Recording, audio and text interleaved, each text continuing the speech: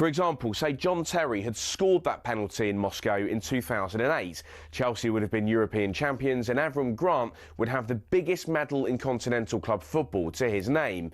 It stands to reason then that he would have stayed at Stamford Bridge for a bit longer, meaning that Luis Felipe Scolari wouldn't have got a look in. Would he have done better than the World Cup winning Brazilian, who only lasted till February the following year? And could he have improved upon Chelsea's third-place finish? And as for United, who won the title that season, would defeats in that Moscow final have led to Cristiano Ronaldo leaving the club for Real Madrid a year earlier? And would that have meant that Rafa Benitez's Liverpool won the Premier League instead of them? That's a pretty big butterfly effect, all from one missed penalty kick going the other way. And if you want to dig a bit deeper, there's plenty more that could have been affected.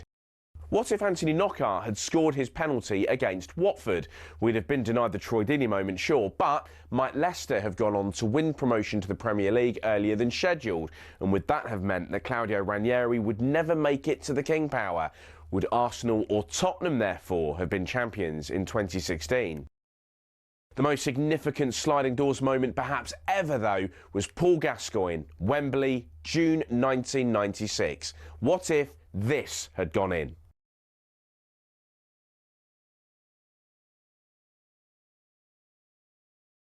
That golden goal would have sent England to the Euro 96 final against Czech Republic. 30 years of hurt could well have come to an end. There's so many of these moments that could have altered destiny forever. What if Shearer had signed for United? Would Lampard's ghost goal against Germany have kick-started England's World Cup back in 2010? What if Sam Allardyce didn't get bogged down in all that controversy and denied Gareth Southgate the England job? Does make you think.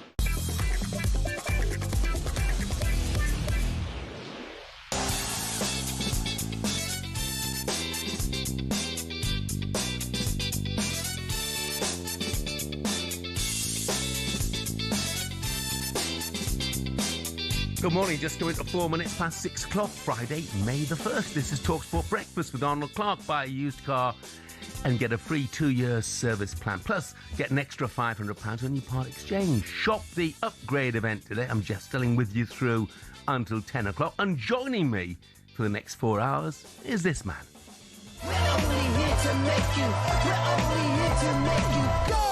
Bedlam at Burnley for the second time in 3 seasons under Sean Dyche. This town of just 100,000 population or less is celebrating promotion to the top flight. Who's the manager you want in that tie? Sean Dyche. Sean Dyche. Sean Dyche. Sean Dyche. Sean Dyche. I love Sean Dyche. Can you just say that's about nonsense? Absolutely not, sir. Sean Dyche, a couple of his staff, Steve Stoney and won't flanking him. 3 baldies together, look at them. Well, we can expect some really attractive football coming up. I've got a few signings. I can't possibly play today because I didn't have my holes cut in the back of my socks. I mean, come on. It's about nonsense.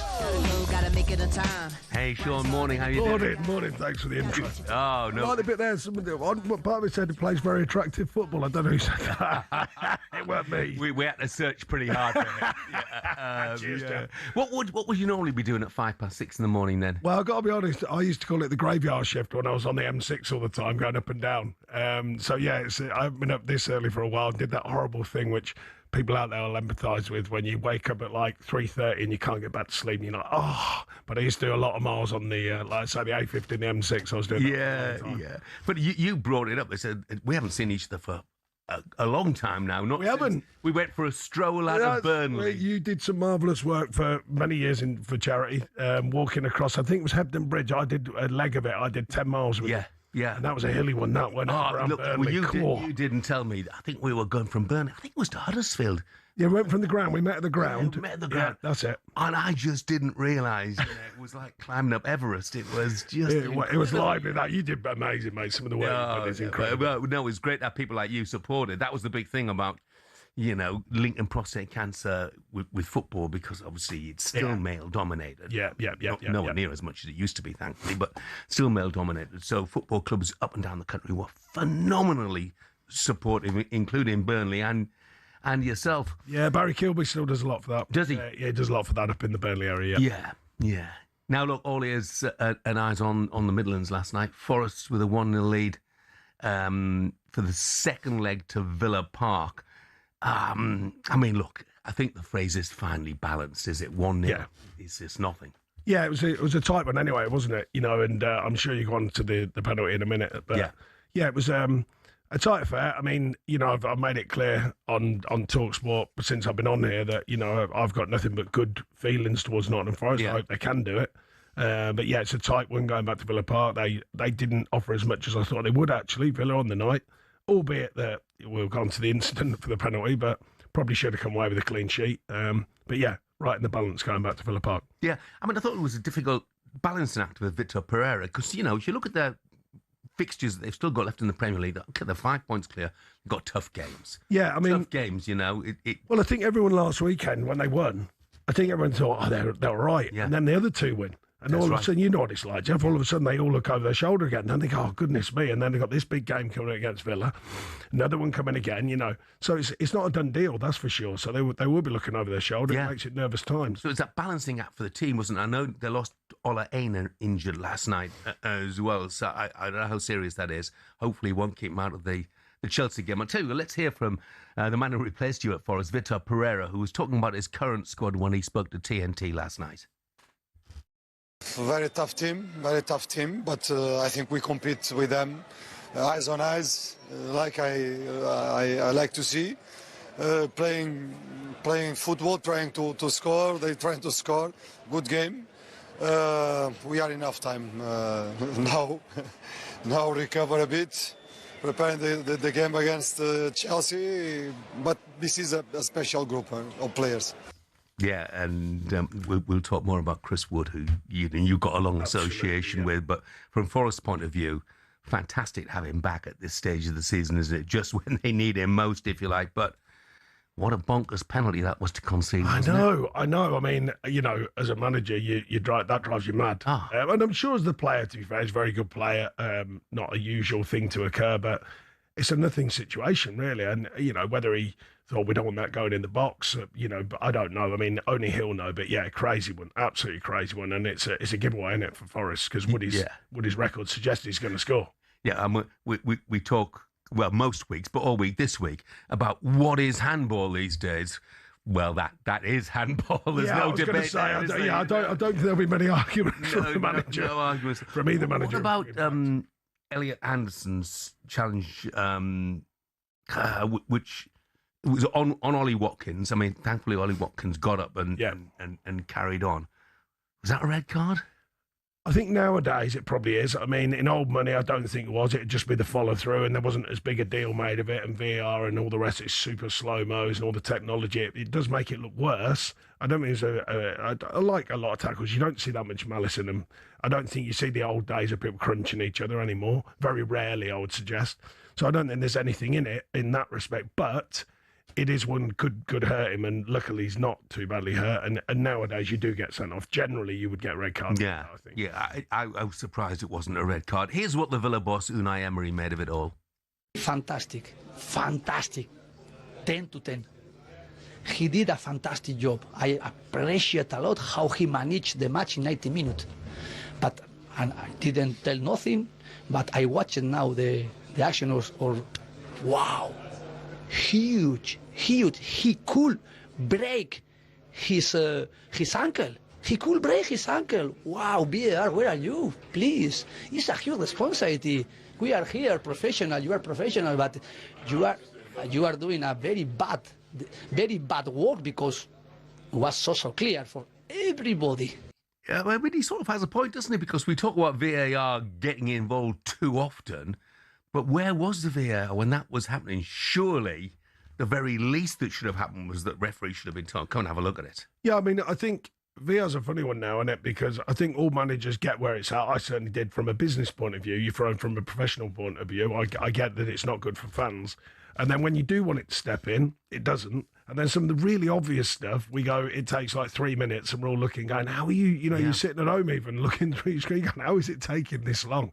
So I still think there's a lot of work to be done, that's for sure. Even, like I say, from a professional point of view, as a manager, you want the right decisions because it could change your life, let alone the team's life as well. Your managerial role, if decisions go against you or for you equally, it can give you a booster. But for fans, I do get it's problematic and it still needs streamlining. There's no two ways about it. Oh yeah, the fact that there was no VAR intervention, and I was shocked by it. Really. Yeah, that's a surprise. Yeah. It was great now for Palace as well. Obviously, yep. 1 foot in their first ever European final. Okay, it was on neutral ground against Shakhtar Donetsk, but I mean, I know you have your sides pumped up at the start of these, but 21 seconds and they've scored a goal. Oh, wow. I know, that doesn't get any better than that, does it? Yeah, and they've done. I mean, there was a funny period, wasn't there, for Palace after last season? And that period when Glasner had come out and said everything he did, and everyone went a bit strange about it. And they've done well because they let it just calm down. So there was even a spell when you remember it was like, is he going down? Or they're going to get rid of him and all that sort of stuff. And they seem to just suck it up and calm it down. And then they've come back and they've had a good run, and now they're in a situation they are. So I mean, and they've got every chance to win another trophy. So fair play to him. But he's done the club have done a great job, by the way. Not just him. I think the club in general. There's fans stay solid to what they are. I think they haven't got too carried away. That might change if they do win another trophy, of course, 2-2. That might change things. But generally, the fans there are excellent. The ownership have done a brilliant job. Yeah, Steve Parrish sometimes he got a bit of stick a couple of years ago, but he's done a brilliant job amongst many others there. Yeah, and the manager's done a brilliant job as well. Yeah, and there was a school of thought when he announced that he was leaving. And the players... Some of the players might down tools. And he's not going to be there next season, so who cares? Yeah, and they had that little spell, didn't they? Yeah, they had that quiet spell, didn't they? Not down in tools. I don't mean nothing like that with the players, but that quiet spell when they did go a little bit milky for a bit, and everyone was wondering. Maybe they were wondering, but they've regathered. I'll tell you the thing that I think Palace have done brilliant with the manager and the club. It's losing some brilliant players. Oh, yeah. I mean, they've lost some brilliant players. Even this year with Mateta getting injured. Yeah. And they've come through it, and they've done a brilliant job. Lost Gahey, obviously, in the winter transfer window. Eberechi Eze before the start of the season. Yeah, go on. Sorry. I was going to say, who would have thought, with all due respect, that Ismail Assar would be top scorer in the Conference League? Yeah, and they just keep, so far, they keep pulling out another player, or another player steps into that role, and they grow again. And I think, they grow as individuals and the team keep going again. So there's obviously a good bond there amongst the team there. And the manager looks like he's going to change, obviously, but they've stuck with the manager as well, that bond, because they might have been, as you said, players do question it. They see a lot of noise in the press, but they've all stood steadfast, it seems to me, in making sure the season keeps going. And they might go and win another trophy. Yeah, I don't want to upset Palace fans, but then again, most of them are probably still on their way back from Poland, so they won't be listening. But Oliver Glasner's obviously put himself in the shop window. A lot of those players are putting themselves in the shop window. Yeah, and it's but these are the challenges. I work for clubs that have got that situation. Everton differently, big club, but obviously the finance 7 at the time I was there, and they're always looking to sell players to keep the club running properly. And it's. They're always stuck a little bit, clubs like Palace, they're stuck in that middle band of, how much do you spend, how much do you invest, how much can you bring in, how do you balance the books, and how do you keep being successful whatever that success is, for some teams, when I was at Burnley, and I'm sure we'll speak about Burnley, it was just staying in the division. That was big success. For Palace now, they're laying different markers down. And how do you keep going? How do you keep getting the players? Because they have had some amazing players who've gone, and then some players who have stepped in and done brilliantly. But how do you keep that going season after season after season? It's not easy, trust me. Yeah, no, not easy at all. And that's certainly what they've been doing recently. And may well have to do again when you look at, Adam Wharton and Mateta and absolutely, yeah, and Sarr, and so on, Daniel Munoz, so on and so forth. Forest fans, let's hear from you this morning. Are you already checking flights for Istanbul? Wouldn't be doing that with just a goal in the bank at the moment. Is relegation still a worry? I think the answer to that is yes. Need something at Chelsea this weekend. Palace fans, would another trophy be sufficient for Oliver Glasner to change his mind and stay? I'm not so sure. 03717 223344 is the number. Give us a call. Liver Sausage Larry has texted us and said, Ray Parlour sounds rough this morning, Jeff. Yeah, I think he's having a little I know my bag of gravel yet, because everyone knows I have gravel for breakfast and smoke exhaust pipes. Yeah. I haven't had the first one yet. And it's people see things different ways, and that's the great joy of getting so many texts. Connor's texted, actually, no, it's not, it's Graham, who's a Villa fan from Trimley. He said, VAR did review the tackle while Watkins was treated, not a red for me. We'll agree to disagree, Graham. Coming up, we'll turn our attention to the back pages.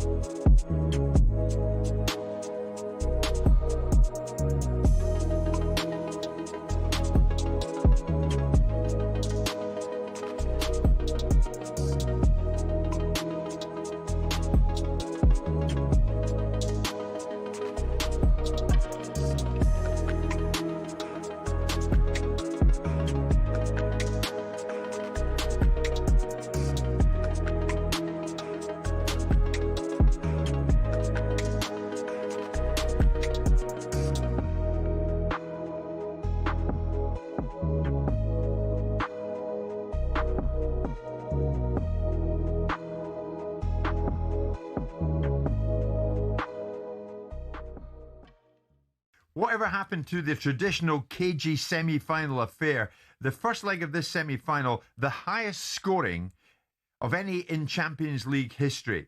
Now, on Amazon, Vincent Kompany spoke post-match, and he tried to describe what we'd just seen. Yeah, I would say, well, what do you want? Do you want teams that... I think you've seen a lot of good defending today. Intense duels and this, but it's just the margins are so little, and you only have two ways. So the first one is to go full, or the second one is to retreat fully. The in-between doesn't work against that level of players. The in-between doesn't work against our level of players. Well, Vincent doesn't exactly see it as Wayne Rooney saw it. We saw some good defending. Vincent, what? Wayne Rooney, at this level, we have seen some brilliance, but we've seen some immature defending, which is crazy. He's not wrong, Dan. There was some poor defending, yeah. But the problem you've got is when you play the way those two teams do, you're going to isolate people 1v1. And you can call it poor defending, or you can just call it brilliant forward play. It's nearly impossible if you're one-on-one with someone with electric pace and good skill, because they can go both ways, to stop them. Kvaratskhelia goal, for example, or when you've got Elise one-on-one, you're in a world of trouble. So, I think rather than focus on whether there was good or bad defending, what I enjoyed most is that styles make fights. You've got two teams who think they're the best.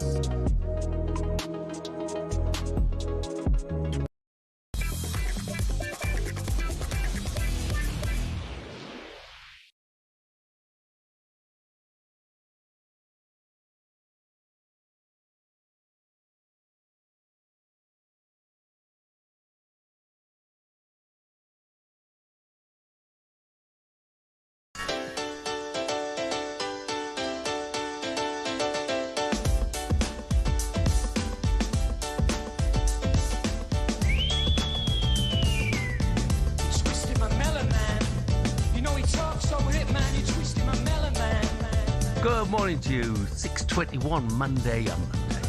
Long part of the week, isn't it? Friday, May the 1st.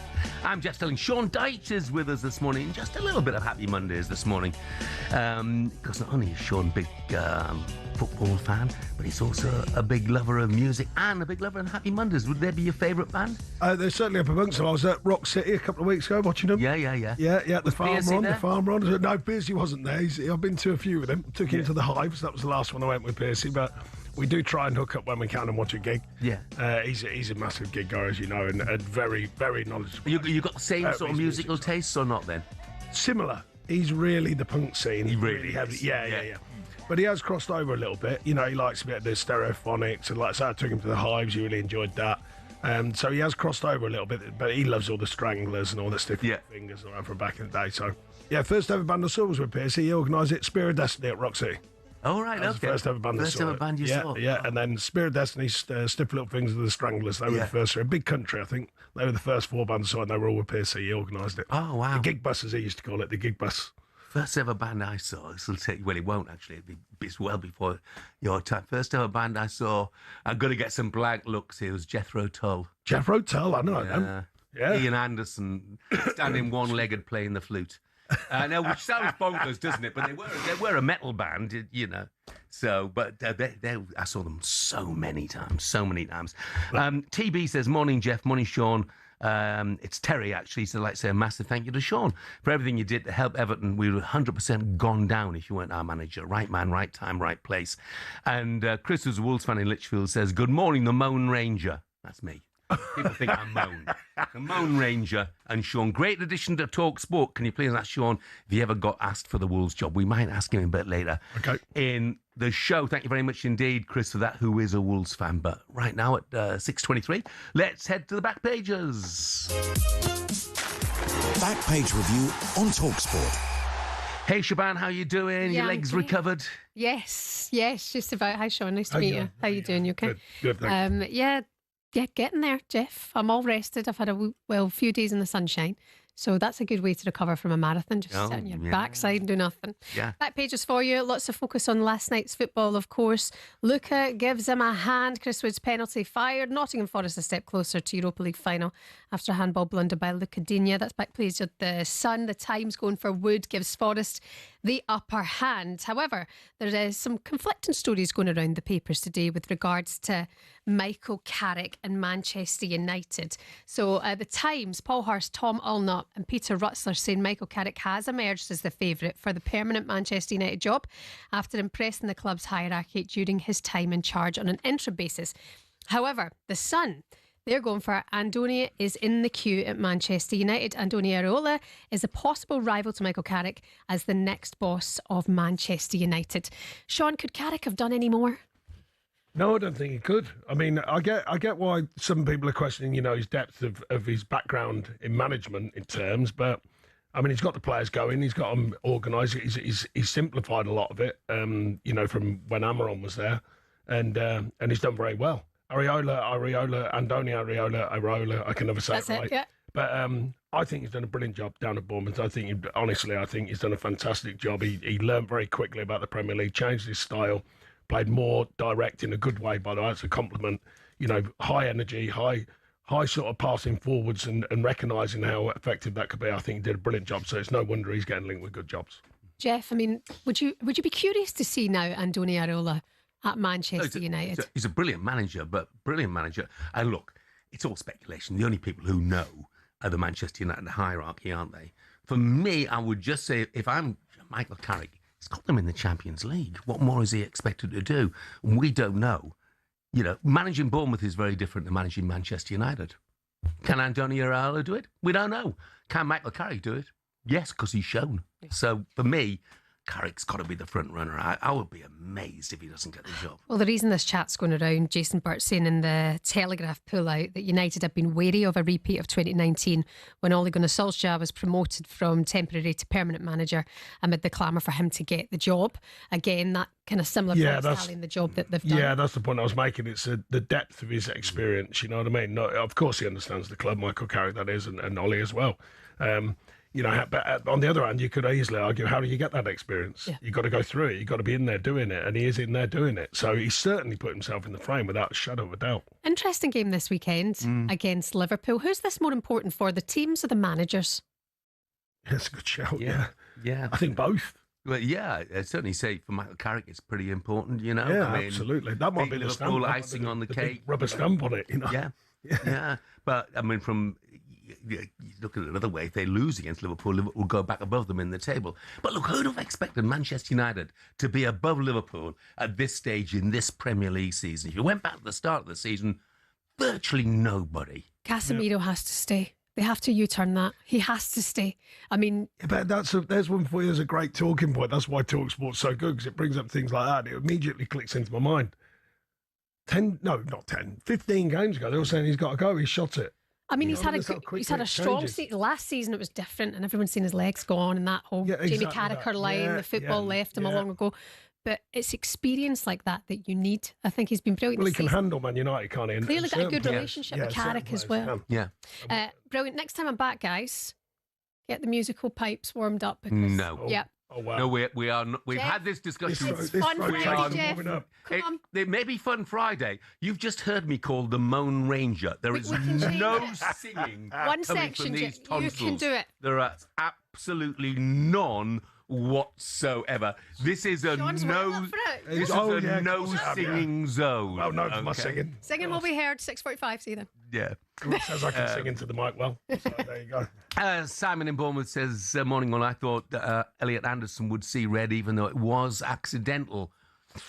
Watkins gave it back to him anyway, the firm knee in the back of his knee as well. Martin Keown would have been proud of that. I'm glad neither of them are badly injured with the World Cup just weeks away. Beautiful at the beach today, he says, down in Bournemouth.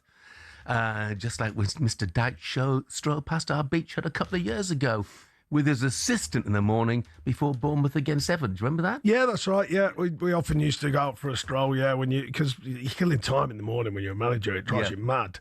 You know, down the years it gets worse because you end up in the same hotel, same room. So it's nice in the morning, especially if it's a good morning. It often is down there. The weather's great down there. It often felt like it was great down there. The results weren't so good, I must say. But no, I always like to stroll in the morning. Yeah, lovely down by the beach if it's a nice sunny day. 6:28 coming up, we'll turn our attention to the final day of the Championship. Millwall, Middlesbrough, and most likely Ipswich could all still go up automatically to the Premier League. It's all live for you on the talkSPORT network.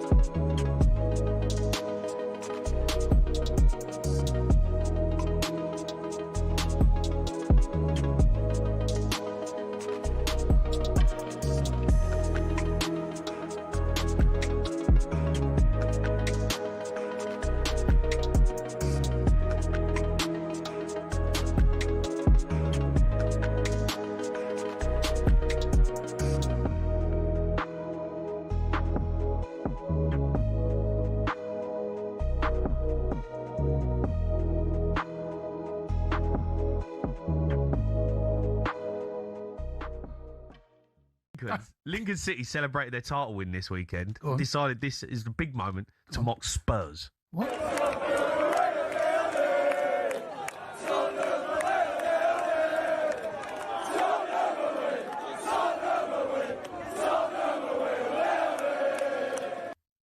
Oh my God! up the imps! Up the imps!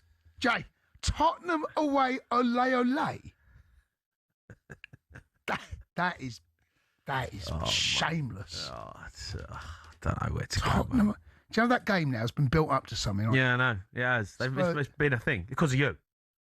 Because of you. It has nothing to do with me. I'm not. No, it is. No, it's because of you. You made it a I'm thing. not playing centre off Spurs. It's just who we are, It's not my fault you're there. Oh, it's a killer. Oh, it's a killer. Lincoln away next season. Mate, don't knock the imps, mate. Up the imps. Lincoln away. Ole, ole. It's a killer. It is. Can you imagine Spurs start singing Lincoln away, ole, ole. Well, you know what? We're going to have to. Maybe we're going to have to. No, Jay, you get out of it, mate. Do you think we'll get out of it? Jay, I've been saying all along you'll get out of it, right? You'll find a way. I cannot...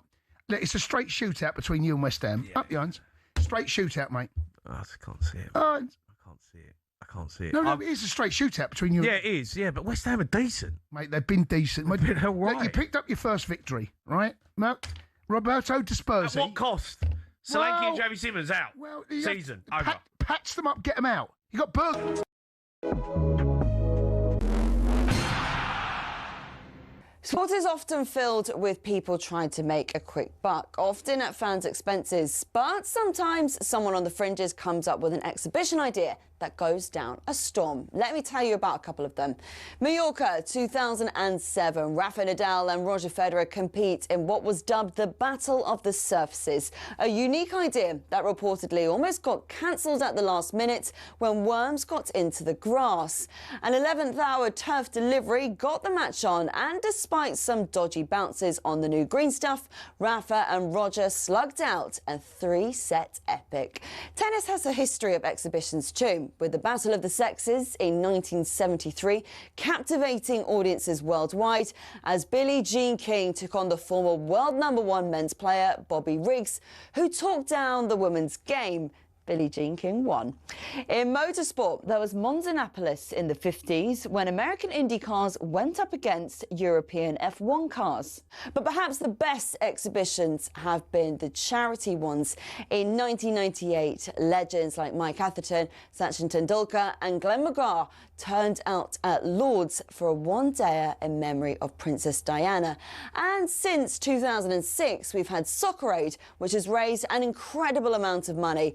And if you get to see the likes of Jose Mourinho taking out Ollie Mers, then what's not to like?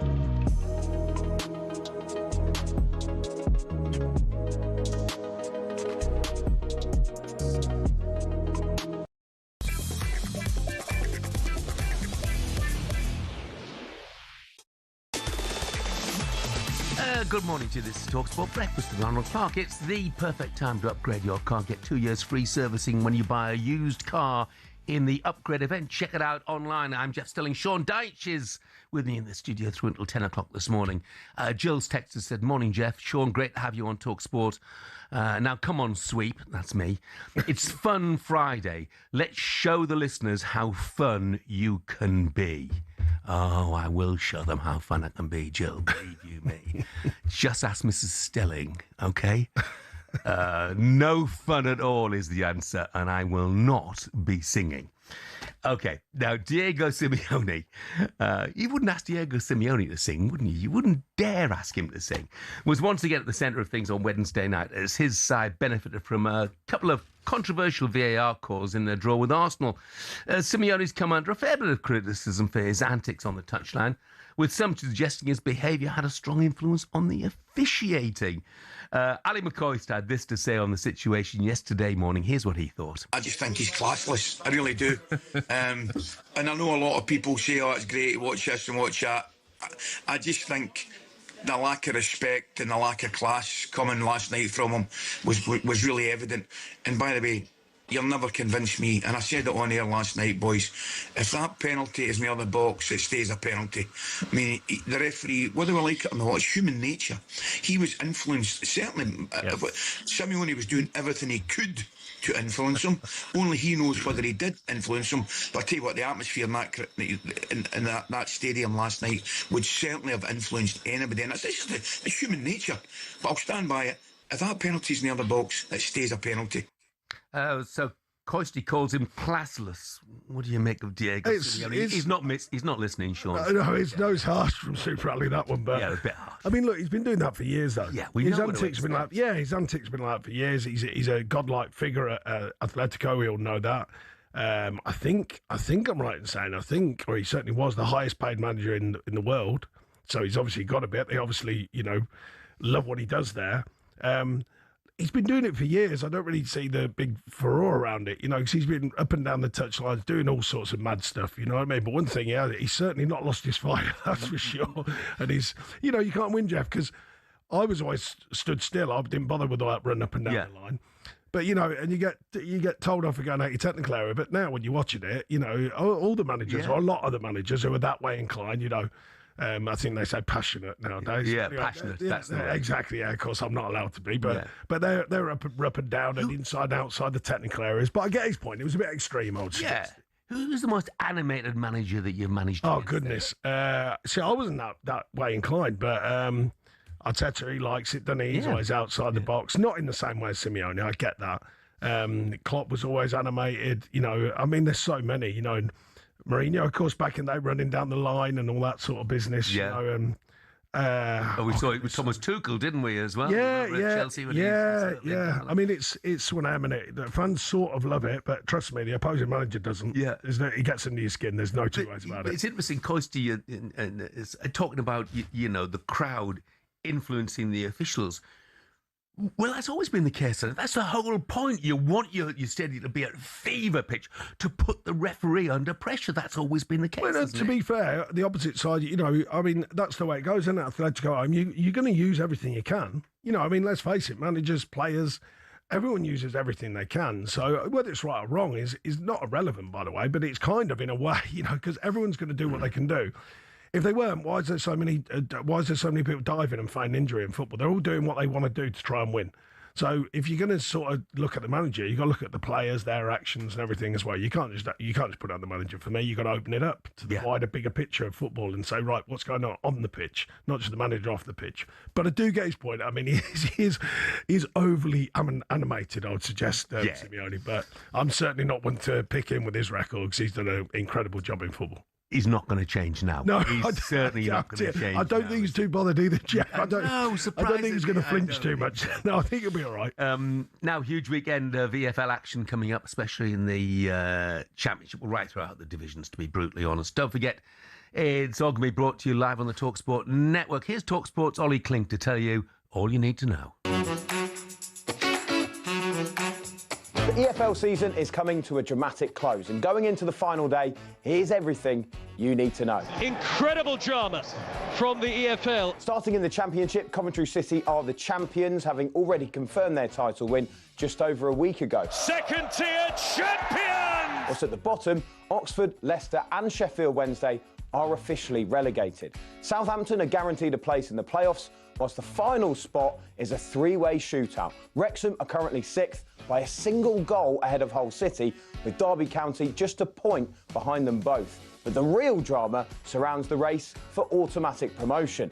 Ipswich are currently 2nd, a point ahead of Millwall in 3rd, and 2 ahead of Middlesbrough in 4th. Any of those 3 could still end 2nd. Comes out to the edge of the area. Clark, 2-2, and Ipswich are going to grab a point here. To League One, Lincoln are the champions, whilst Cardiff will be promoted in 2nd. Bolton are locked in the playoffs, leaving Stockport, Bradford, Stevenage, Luton and Plymouth to fight for the remaining spots. At the bottom, Northampton, Rotherham and Port Vale are relegated. Exeter City sit 21st. To survive, they must win and hope Leyton Orient slip up. Finally, in League 2, MK Dons and Bromley are going up, with MK Dons holding a narrow 1-point lead for the title. The final automatic spot is a three-way battle. A win guarantees Cambridge promotion. Salford need to better Cambridge's result, while Notts County need both rivals to drop points to sneak into third. A superb advert for the EFL. Just below them, Grimsby, Chesterfield, Swindon and Barnet are all fighting for the final 2 playoff spots. And at the very bottom, Barrow need a miracle to survive. Harrogate are fighting for their lives. They must better Crawley's result to escape the drop zone or win and hope Newport or Tranmere slip up to avoid dropping out of the Football League. Harrogate, Crawley, Newport or Tranmere. One of you four will be coming to our place next season. Nightmare time of the season if you're down at the wrong end of the table. But one of your old clubs, Millwall, they surprised you this season? Unbelievable. I think what they're doing there this season is fantastic. Again, brought that real, I played there a few years, that real sort of Millwall thing, the spirit, the connection with the fans going onto the pitch, the effort, the endeavour, that kind of never say die kind of team spirit. And I think Alex did a brilliant job. I texted him. I don't know him that well, but now and again you reach out, and I said, "Look, amazing what you do. I hope you can challenge." But equally, Ipswich, what they're doing again. I think they're doing brilliant. A fellow Martin Pert, who's a friend of mine, they're back in there, and it's in their hands really. Yeah. You got your old teammate Ashley Young. I know he's been injured, but I mean, I know he announced his retirement this week. Amazing! What a pro! I know we're just changing the subject slightly, but what he deserves a mention, because what a pro! I mean, what a pro! I played in his debut. He scored. Yeah, that's right. Yeah, I saw Dyche number 6 joining in the celebration. I know. Yeah. It's so funny because when I signed him, I was like, I said, Youngie, you know the script, don't you? And when I was at Everton, and he started laughing, I said, I can't believe it, lads, I'm managing him. And I started and I was playing alongside him. Brilliant. But what a pro, and what a player as well. I mean, a real, totally thorough professional, and deserves the career he's had without a shadow of a doubt. And what a player, though. What a player. And depending on how things, I mean, Middlesbrough could yet squeak in there. It's probably unlikely now because they're relying on the other slipping up. And they've had a fantastic season, playing some great football. And then they lost the plot a little bit, but came back. They battered Watford last week, didn't they? 5-1. Was it? I think they didn't win in. Was it 5 or something around that? This stage of the season, that hurts you badly, and it has done them, but. I mean, Ipswich, if they do it, it's not easy. I did it myself at Burnley. Me and my staff, the team, the club, if you like, went down and went back up. It's not easy. So if they can get it done, fantastic. But I must say, I know everyone's been raving about, rightly so, Coventry, what a job Frank's done. I mean, and do you know what? I texted another fella, Mark Robbins, because people will suddenly forget, without him, that club would be nowhere near it. And Frank took over a really good city. He'd done a brilliant job by him and his staff and the players, but he took over a settled club, one that Mark Robbins had took from, the tatters. He was in tatters. Yeah. And to do the job he did for all them years, I mean, give him the ridiculous platform. Circumstances. Unbelievable, Jeff, honestly. Was that one of your catch lines? Unbelievable, Jeff. Should have spent this, I know, on Tucker M. Yeah, you'll be hearing from Cammy's solicitors for using that. So. So Frank's done an amazing job. Yeah. I really mean that. I think he's done brilliant. But Mark Robbins, what a job he did to give that club the platform to go on. Yes, completely. 7 years there. I think we had Frank on the show yesterday, and he was paying tribute to Mark as well. Yeah, fair play to him. He's got a bit. Every Coventry fan regards Mark Robbins as a legend, and obviously now Frank as well. Absolutely, and he deserves his place, Frank, because it's not easy to get it done, and they've got it done, and not only got it done, they had that little soft spell, and they come through it, and they've smashed it really. Yeah, it's not easy. It's been brilliant. So tomorrow, talkSPORT. From 12:30, you can hear live commentary of Ipswich against QPR. talkSPORT 2 has Wrexham against Middlesbrough. And following on from that, we'll bring you Exeter City against Bradford City in League One. Must win for Exeter. We'll, of course, be around the grounds for all the other big stories as well. Right, great to have Sean on the show with us. Plenty still to come between now and 10. Superstar Breakfast preview on talkSPORT with Travis Perkins. Manage your Travis Perkins trade account online at travisperkins.co.uk or via the Travis Perkins app.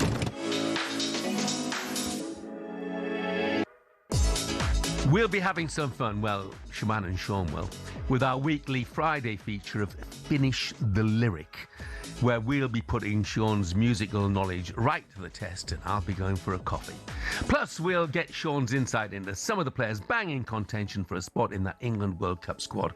Calvert-Lewin, Gibbs-White, to name a couple of them. Stay tuned all morning. That was our breakfast preview with our friends at Travis Perkins. Superstar Breakfast preview on talkSPORT with Travis Perkins. Get free next day track delivery. Head to travisperkins.co.uk or download the app.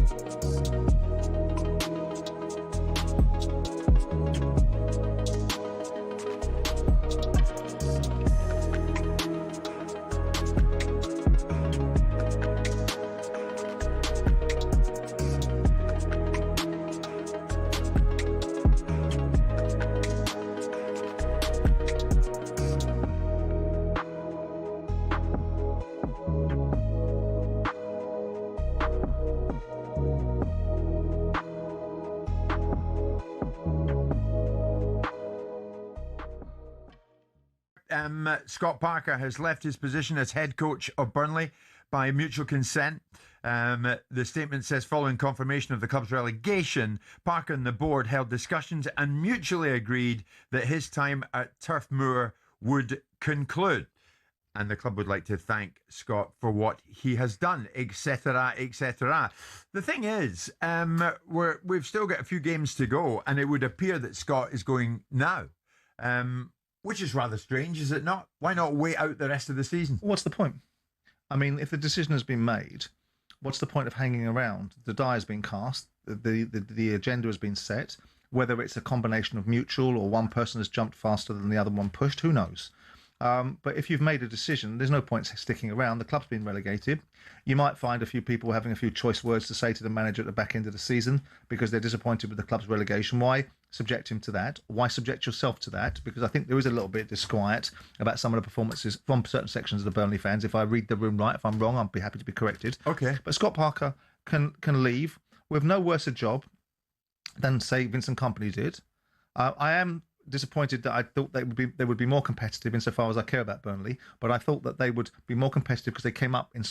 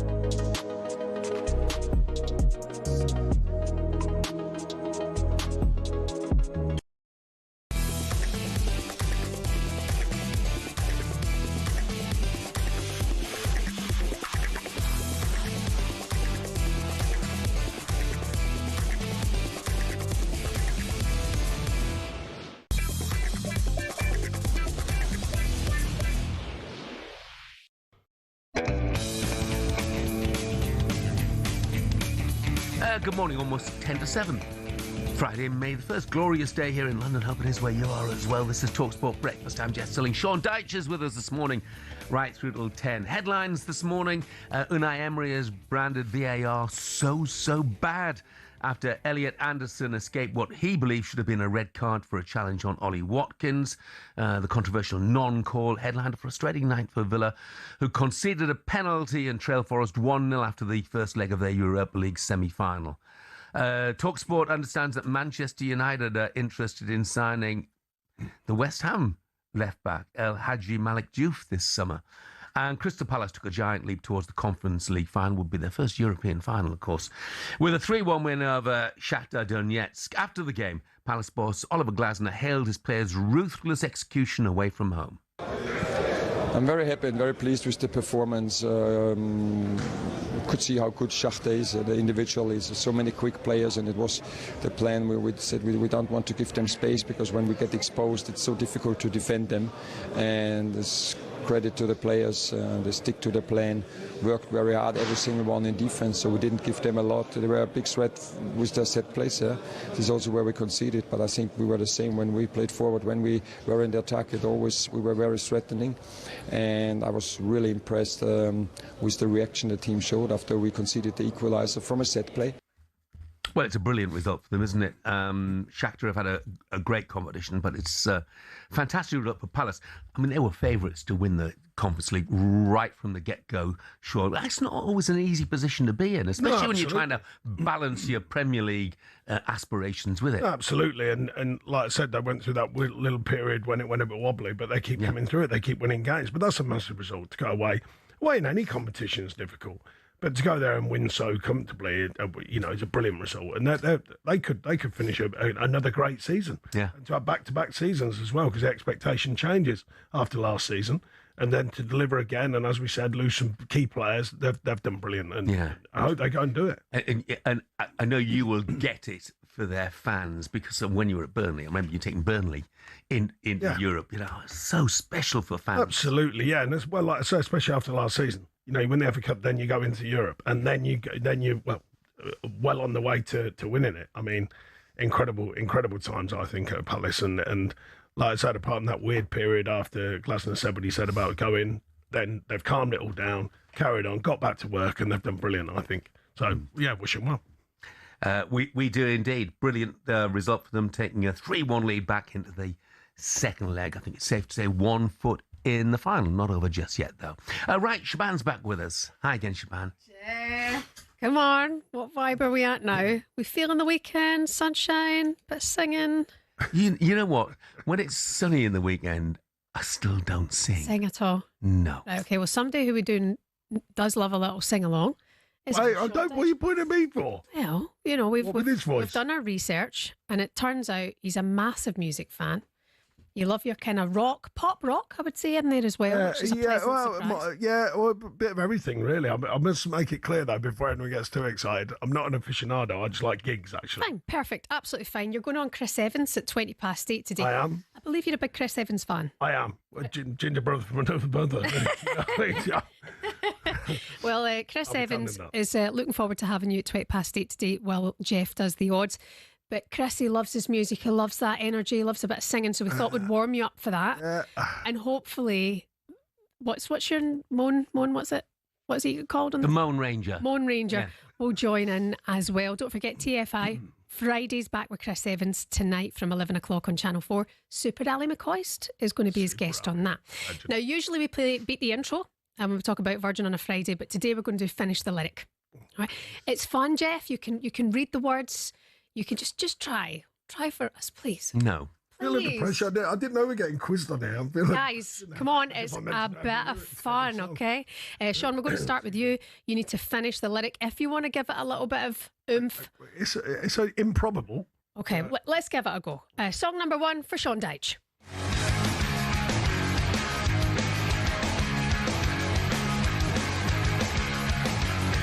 Start the lyric. I want to be an American idiot. Yes!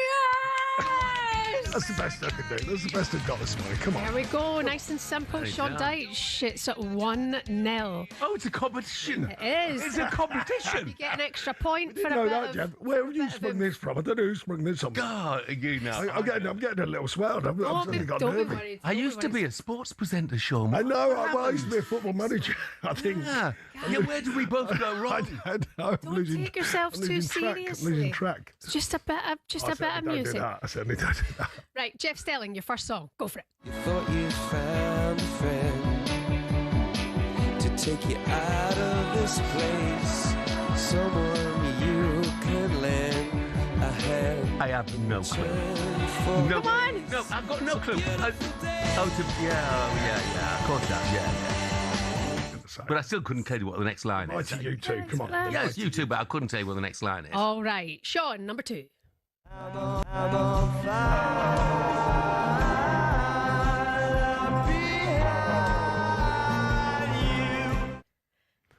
There's a falling star. I think it is. I'm on fire. Yes. Yeah. Magic memories of Glastonbury. Magic memory of Glastonbury. Anyway, thanks, Shaban. That's all we've got time for. At 6. Get Sean Dyche away from the microphone. No, Not Sean. Thank you for taking part. Well, I tried to join in. I didn't want to leave you hanging. No, you nailed it, I mean, and it's that was Fun Friday. Less could be said for your pal next to you. Yeah. So David's texted and said, Jeff, it's okay playing the character of misery, but you are simply pathetic. Lighten up, please. He doesn't say please. Yeah, thank you, David. I take that as a compliment, you know. Ben says, who's a regular contributor, he says, steady, Jeff. He said, my beloved Tranmere Rovers won't be coming down to the National League. Hold your horses, mate. We don't fancy playing Braintree. Not in the National League, Ben. Telford, not in the National League, Ben. Or Aberdeen just yet, mate. Thank you very much indeed, Ben. I don't think you're going to be going down your 5th from bottom at the moment, so everything's in your favour. And Steve the Owl says, full house at Hillsborough tomorrow, Jeff. Yet Sheffield Wednesday fans sticking by their side. And be a tough place to go next season, won't it, to Hillsborough with big crowds. Goodness me, I mean, what's happened there? I mean, goodness me, Jeff. I mean, the years I've been to that stadium, played there, managed there, you know, I mean, incredible. But, as you said, fans sticking by them, so hopefully they'll come through it. Yeah. Rebirth, if you like, and go again. Yeah, absolutely. And they'll enjoy winning a few games next season as well. Absolutely. You know, which is a big absolutely. difference. Yeah. You do wonder about some of the divisions next season, don't you? I mean, if, for instance, and I'm not wishing that Tottenham go down. I'm not wishing that Tottenham go down. But Tottenham against Lincoln City next season. You can't. I know. You know, you couldn't have written that. It's the madness and the marvel of football all wrapped into one. If we must make that clear, if that occurs, I mean, Lincoln done a brilliant job there. I saw them play this year. Some plays for Northampton Town, as you know, and they were superb, I thought. Yeah, Lincoln. And then imagine though, as you said, them going up and Tottenham going down is just crazy to even figure it. You know, when you even reading out the fixtures for that weekend. Yeah. With all due respect, and there's no disrespect to Lincoln, by the way. Let's make that clear. Done amazing, as I said. But Tottenham versus Lincoln, surely, what's going on there? No, I mean, if you're a Tottenham fan, it doesn't bear thinking about. If you're a Lincoln fan, oh my goodness, it's exciting. It's exciting. That stadium they've got at Tottenham, imagine that going there for them. Brilliant. Yeah, for Lincoln fans going there, and imagine Tottenham fans going to Sinsel Bank. You'll love it. You'll absolutely love it. Ed, who's a Wimbledon fan, says, morning, Jeff. Mention with the mighty Wombles, who've managed to survive for another season in League One. Give us a mention. Consider it done, Ed. Yeah, absolutely. You have survived. Exeter or Leyton Orient are going to fill the last relegation spot. We'll find out this weekend. Coming up, we'll turn our attention back to Forest last night and focus on Chris Wood after his penalty was the one that sealed a 1-0 victory for Pereira's side.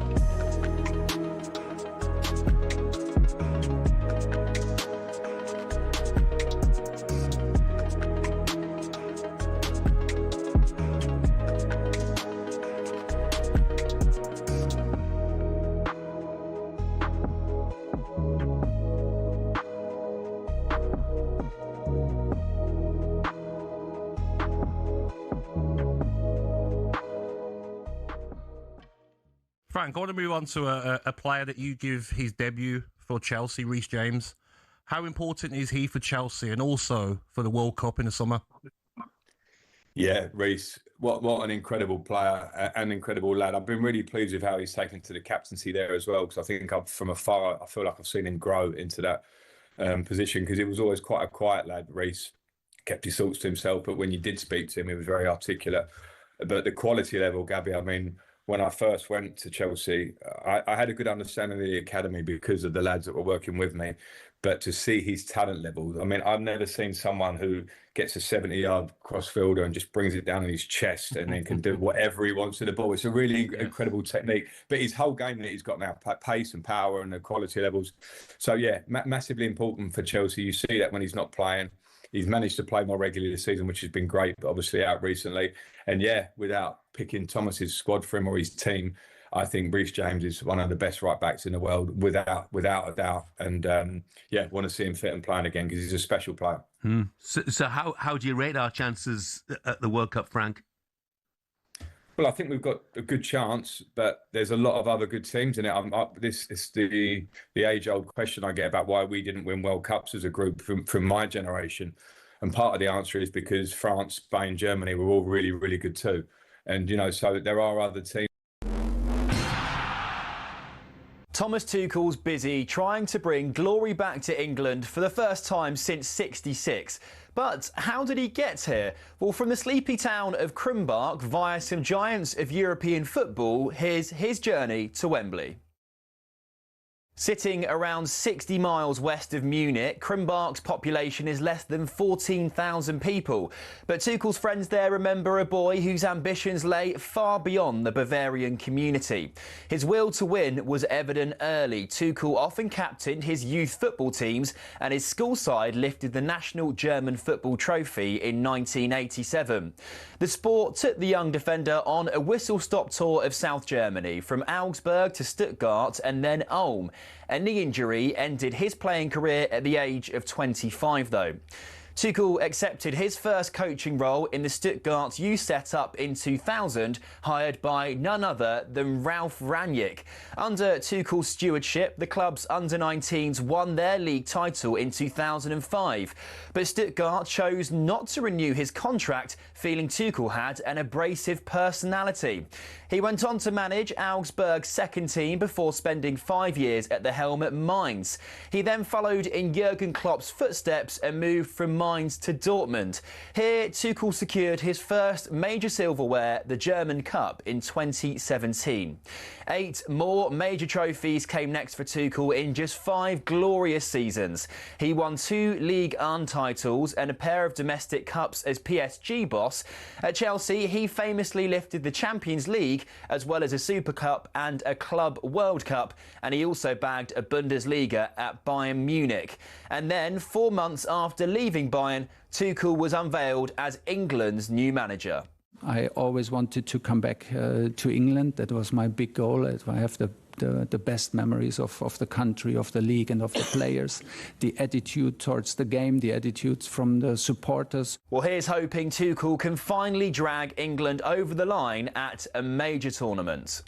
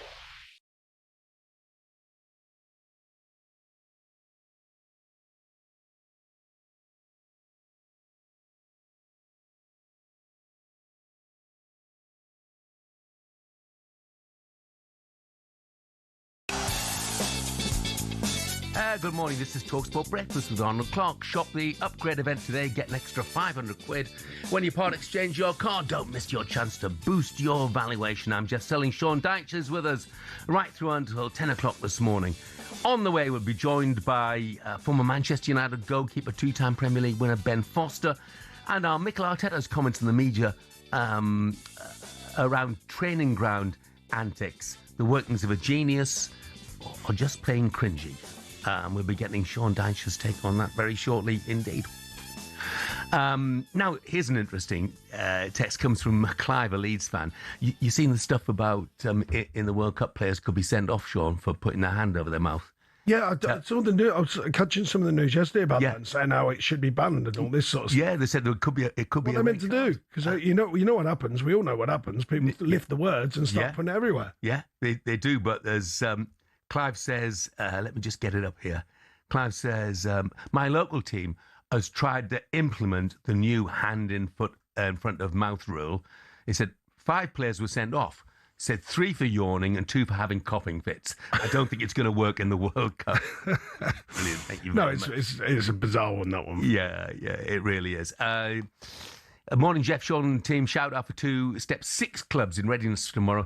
Gornal Athletic and Sutton United FC go head in their playoff final for promotion to the Midlands Premier League football. I think we forget that right up and down all of the tiers of football, this is the time when playoffs take place. But listen to this, an all-ticket sold-out crowd of 1,500 fans, which is absolutely brilliant for that level. Absolutely. That's for promotion into the Midlands Premier Football League. That comes from Rich. Thank you very much indeed for that, Rich. Right, it was a big night for English teams in Europe yesterday. Palace put 3 past Shakhtar in the Conference League semi-final, and Nottingham Forest took a slender lead into their second leg against Aston Villa. Well, nights like this don't come around too often. 134 meetings over 134 years, but never one that has had this kind of billing. Cross the 6-yard box and saved magnificently. What a save by Martinez. I don't know how he got to that. Hugo Jesus walks away and shakes his head. Comes to Cabana. And Crystal Palace are back in front. Very little in the game. It's just got that feel about one decisive moment. Penalty check against Luca Digne. I think it's his handball. Penalty given to Nottingham Forest. He's up against Emi Martinez, who already has made one of the best saves of the season tonight. The City ground finds fires it in. They counter here. Strand Larsen into the penalty area, and Strand Larsen, cool as you like. We're on our way to Leipzig. Sing 6,000 delirious Crystal Palace supporters. And they get it forward here for Yuri Tielemans. And he's in the penalty area and he's blasted it over the bar. High on intrigue, high on drama, very much in the balance. And both sides will be able to make a case for their progression to Istanbul next Thursday.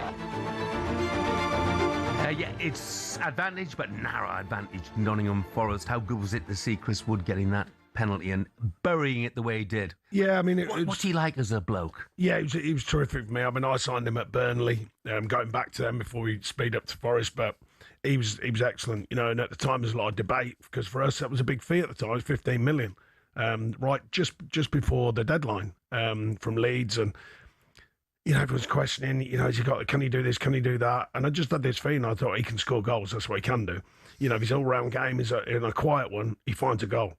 You know, fast-forwarding very quickly, obviously, found it tougher at Newcastle, but still played his part.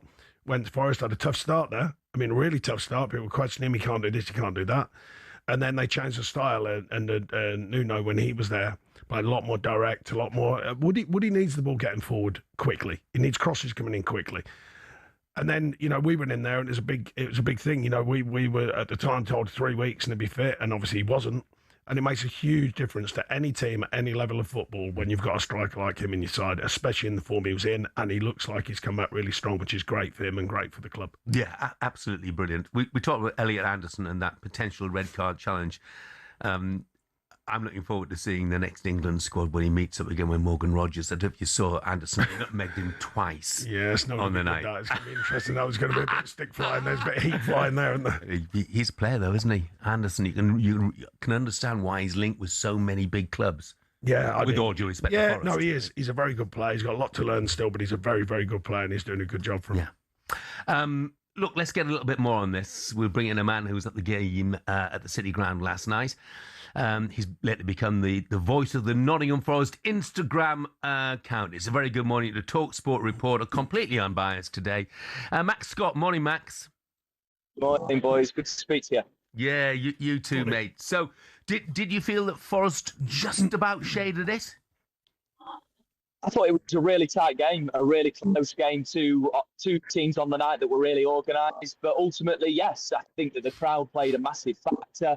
Of course, the first European semi-final at the City Ground in 42 years, and a really special moment in what has been, a pretty chaotic season. We're our fourth manager now. Sean knows that, and it's been a difficult season for the fans in particular. But to be able to enjoy that moment was really special. And of course, its job's not done. It's only half time, but I think Forest have held up their end of the bargain by going to Villa Park, which is an incredibly difficult place to go against a manager who knows this tournament inside out, won it 4 times. Forest have done their end of the bargain and really impressed with how they've sort of managed themselves in Europe this season. Do you fancy Forest now, Sean? I think it's a tough one going there. I think they'll be fine staying up wise. I said that all along. Going to Villa, I think, is a tough game. I think it's a tough place to go generally. I thought Villa on the night didn't offer as much as they can do, so therefore I think they've got more to offer. On the other hand, you've got you're 1-0 up, so can you protect it and also work on the counter, which they did so on last season? Can they sort of perform like that away at Villa Park? So I think that's going to be really, really key for them. Absorbing but then hitting on the counter. I think that'll be really important going into the second game. I mean, Max, it was a big call, I thought, wasn't it, from Vitor Pereira? Because, you're still in the relegation battle. You've got Chelsea away to come in the next game, yet he went with his strongest conceivable side. I mean, arguably, Jeff, he did. Sangare wasn't playing. Acuna, who's back training, who I think behind Murillo now is the next man up at centre-back. They didn't risk him. So I don't think it was the strongest conceivable side, but of course the main players in Chris Wood, Gibbs White, Anderson, they're playing. And what I'd say is that 5-0 win at Sunderland, although Spurs and West Ham won their games, I think gave Forest that little bit of breathing space, particularly with goal difference and also confidence to start those top players. And I think we've seen that even though there's been challenges this season, Forest have been able to just about manage, particularly in the latter stages of the tournament, both the Europa League and the Premier League. Of course, that game on Monday is huge.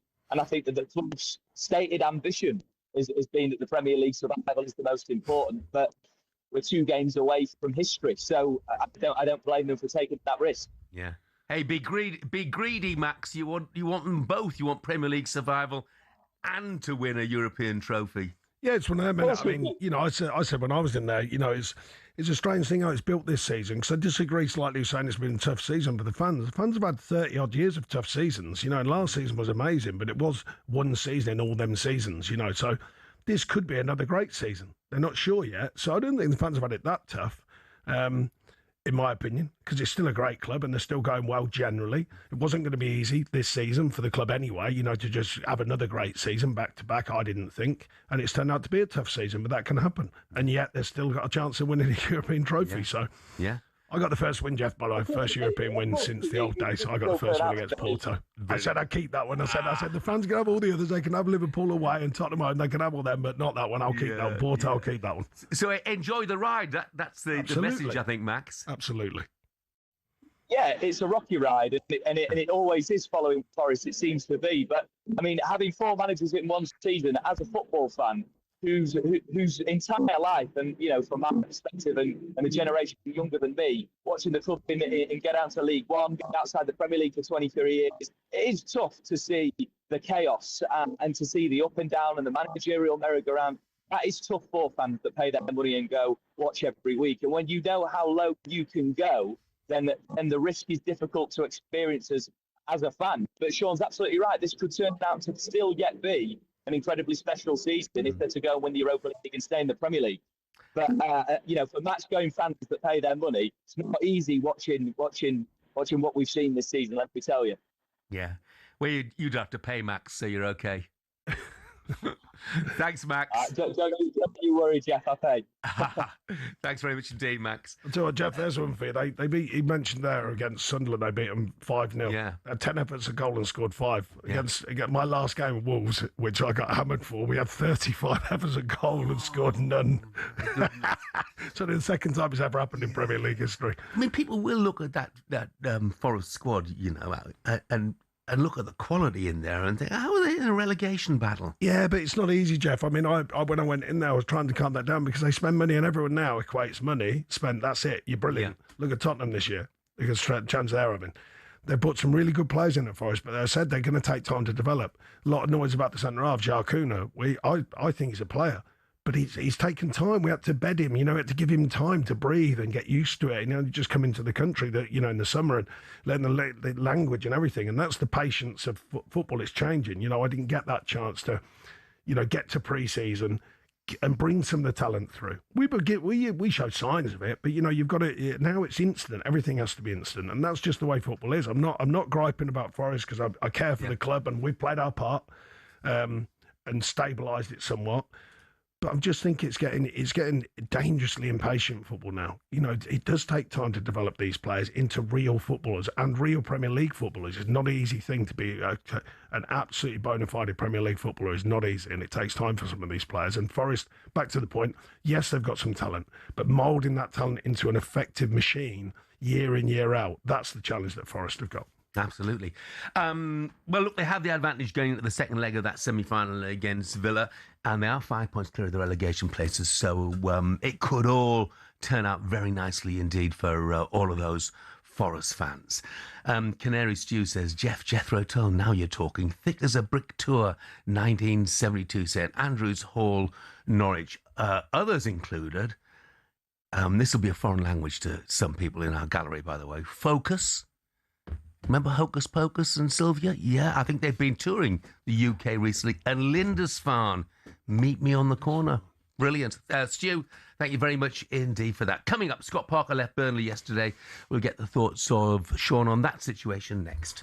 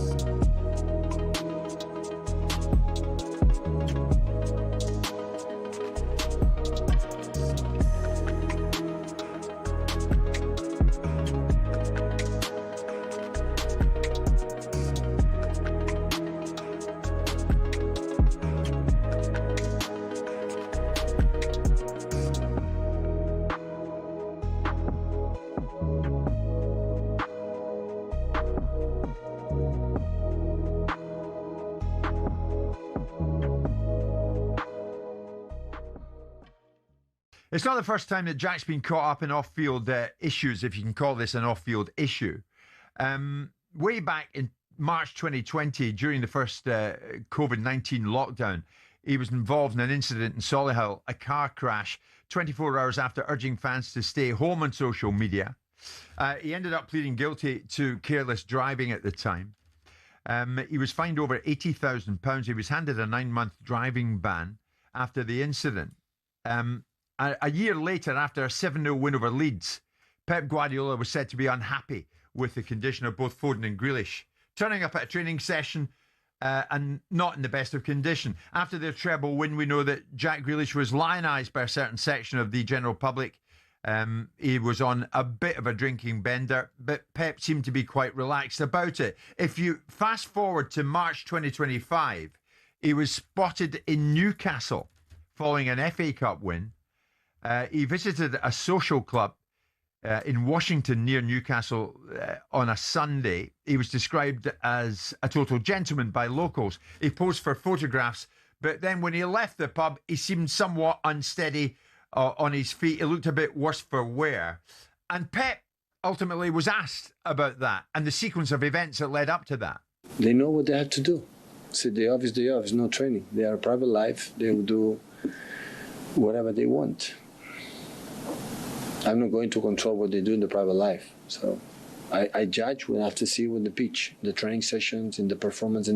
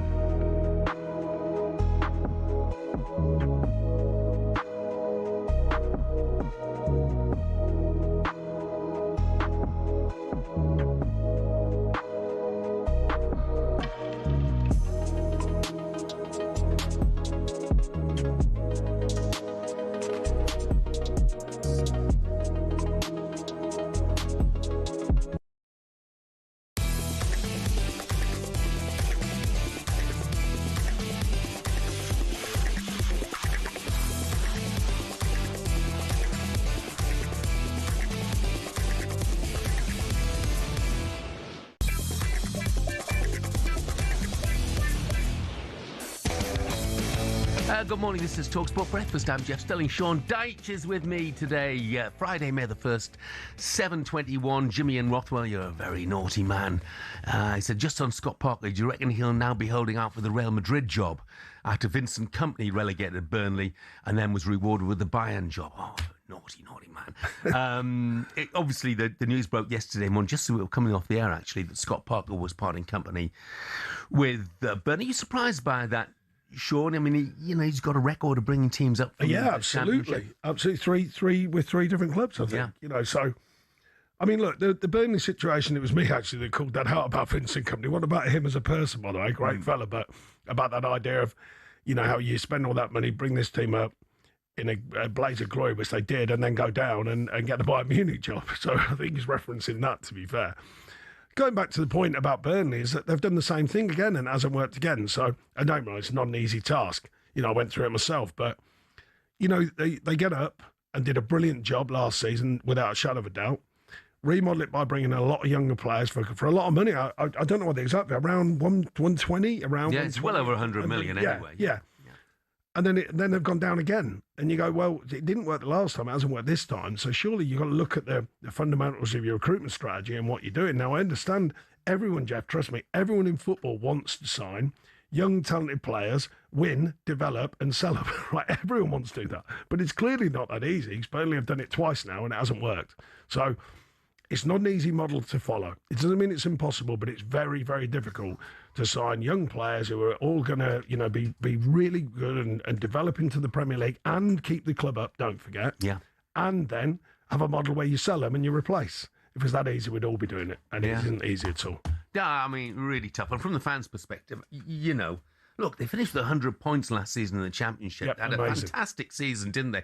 But I know the fans are going to be looking right now and thinking, well, Leeds finished with 100 points and they're going to be okay in all likelihood. Sunderland finished 24 points behind, and look what they've achieved this season. I mean, Sunderland, they spent a lot, though. I'm not sure their figures, they were big figures. Money's not everything. We did it ourselves at Burnley on very low budgets, and I'm not backing myself or anything like that. I'm just being honest. Factually, we did. Money's not everything, but it gives you a whole different profile of player. Leeds, yet again, have invested a lot of money. But they did look at the profile of player they've got. Strong, fit and organised. Big players who can run, they work, they harry, they do all the fundamental. They're not trying to outplay anyone, Leeds. And by the way, it's a compliment, just in case people are misconstruing what I'm saying. I think Donald's done a great job there. I think Leeds are doing a great job. They play hard, they play strong, they get the ball forward. They will ask questions. The early season, they weren't doing that, and they were struggling, they were losing. So it's not just the profile of the player. Look at your style. Look at what's effective. First season in the Premier League, stay in the Premier League. No. Oh, we'll go down playing the right way. How about staying up playing the wrong way? It drives me mad, that, Jeff. We'll go down playing the right way. What a load of nonsense. Stay up playing the wrong way.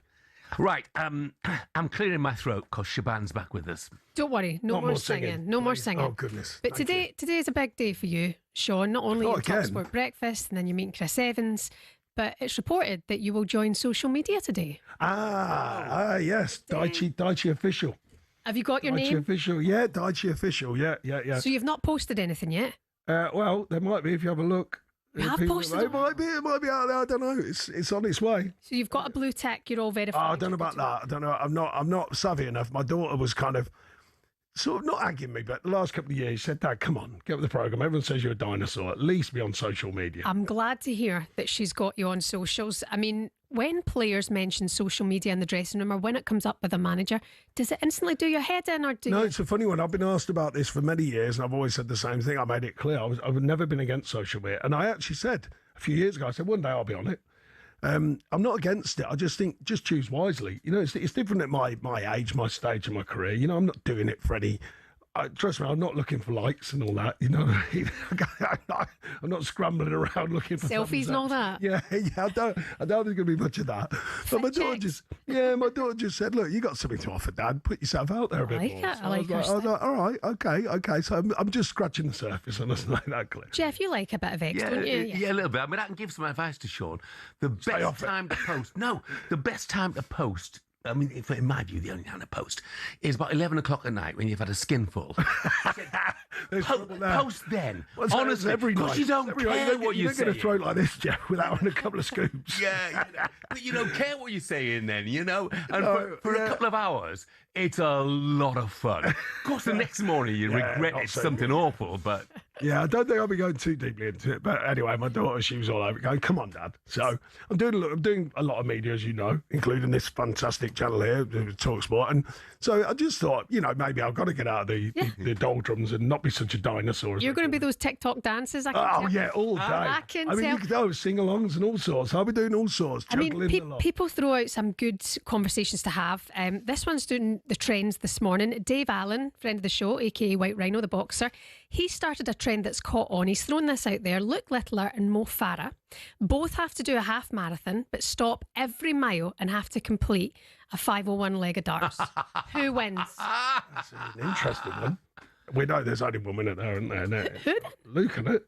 Imagine what if Mo Farah's a secret darter? Well, maybe. I don't know why. I haven't got the feeling he would be. I would suggest that it is going to take Luke Littler. They're called darters. I didn't know that. I didn't know the terminology for a darter. Take it and run. I like it. I think, with no disrespect to Luke, it's going to take him some while. I would consider. Yeah, I mean, there's possibly darts or no darts. There's possibly a dietitian out there who could probably have a look and do something different. But I'm not knocking it. I must say, what a player. I mean, when I was a kid, I used to play darts. I'm rubbish now, but what a dart! What a dart! I reckon he'll complete a mile. A wee bit of fitness. He'll complete a mile. He'll smash the darts. Hang on, a wee bit of fitness. I think there's a little bit more needed than a wee bit. Well, you know, Shaban, because you just said. But you know what? It wouldn't be as easy if you've done 7, 8, 9 miles, something like that. Actually, to hit those treble 20s, it's going to be a lot more difficult. The hand's going to be wobbling away. I see. At Dyche Official, is that right? At Dyche. At Dyche Official. Quick selfie for the gram then. Oh, are you doing it? Got ya. There you go. Tag me, accept me, don't block me. Love you, bye. Fantastic. Thanks, Shaban. Mike, the Cheltenham fan, says, "Hi, Jeff. Great show. Good news for Spurs fans if they're visiting Sincilbank next season. The foot-long Lincolnshire sausage hot dogs are simply great. They make the long journey home all the more bearable." Well, Mike, I think that's working on the assumption that if Tottenham do go to Lincoln City next season, the long journey home will be after a defeat. That's the suggestion by saying we'll make the long journey home all the more bearable. Have you sampled the foot-long Lincolnshire? No, it's fair to say. It's fair to say. But Lincolnshire sausages, I must say, I do love a sausage, as everyone will know. But no, Lincolnshire sausage, absolutely. Why not? Brilliant. Yeah. Look, I think Tottenham fans can live without it. I think they can live without it. Thanks very much indeed for that, Mike. Coming up next, with all the conversation about Manchester United, is it a question of when rather than if Michael Carrick gets the job?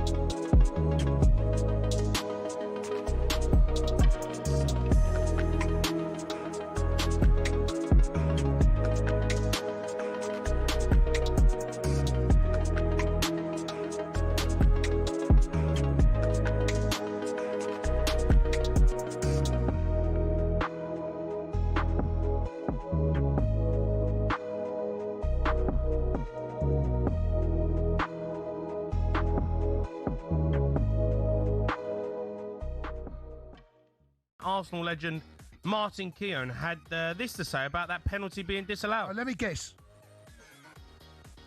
I simply don't think it was clear and obvious, and the referee there should be allowed to referee the game. VAR's got too involved, and that's not what we wanted with VAR.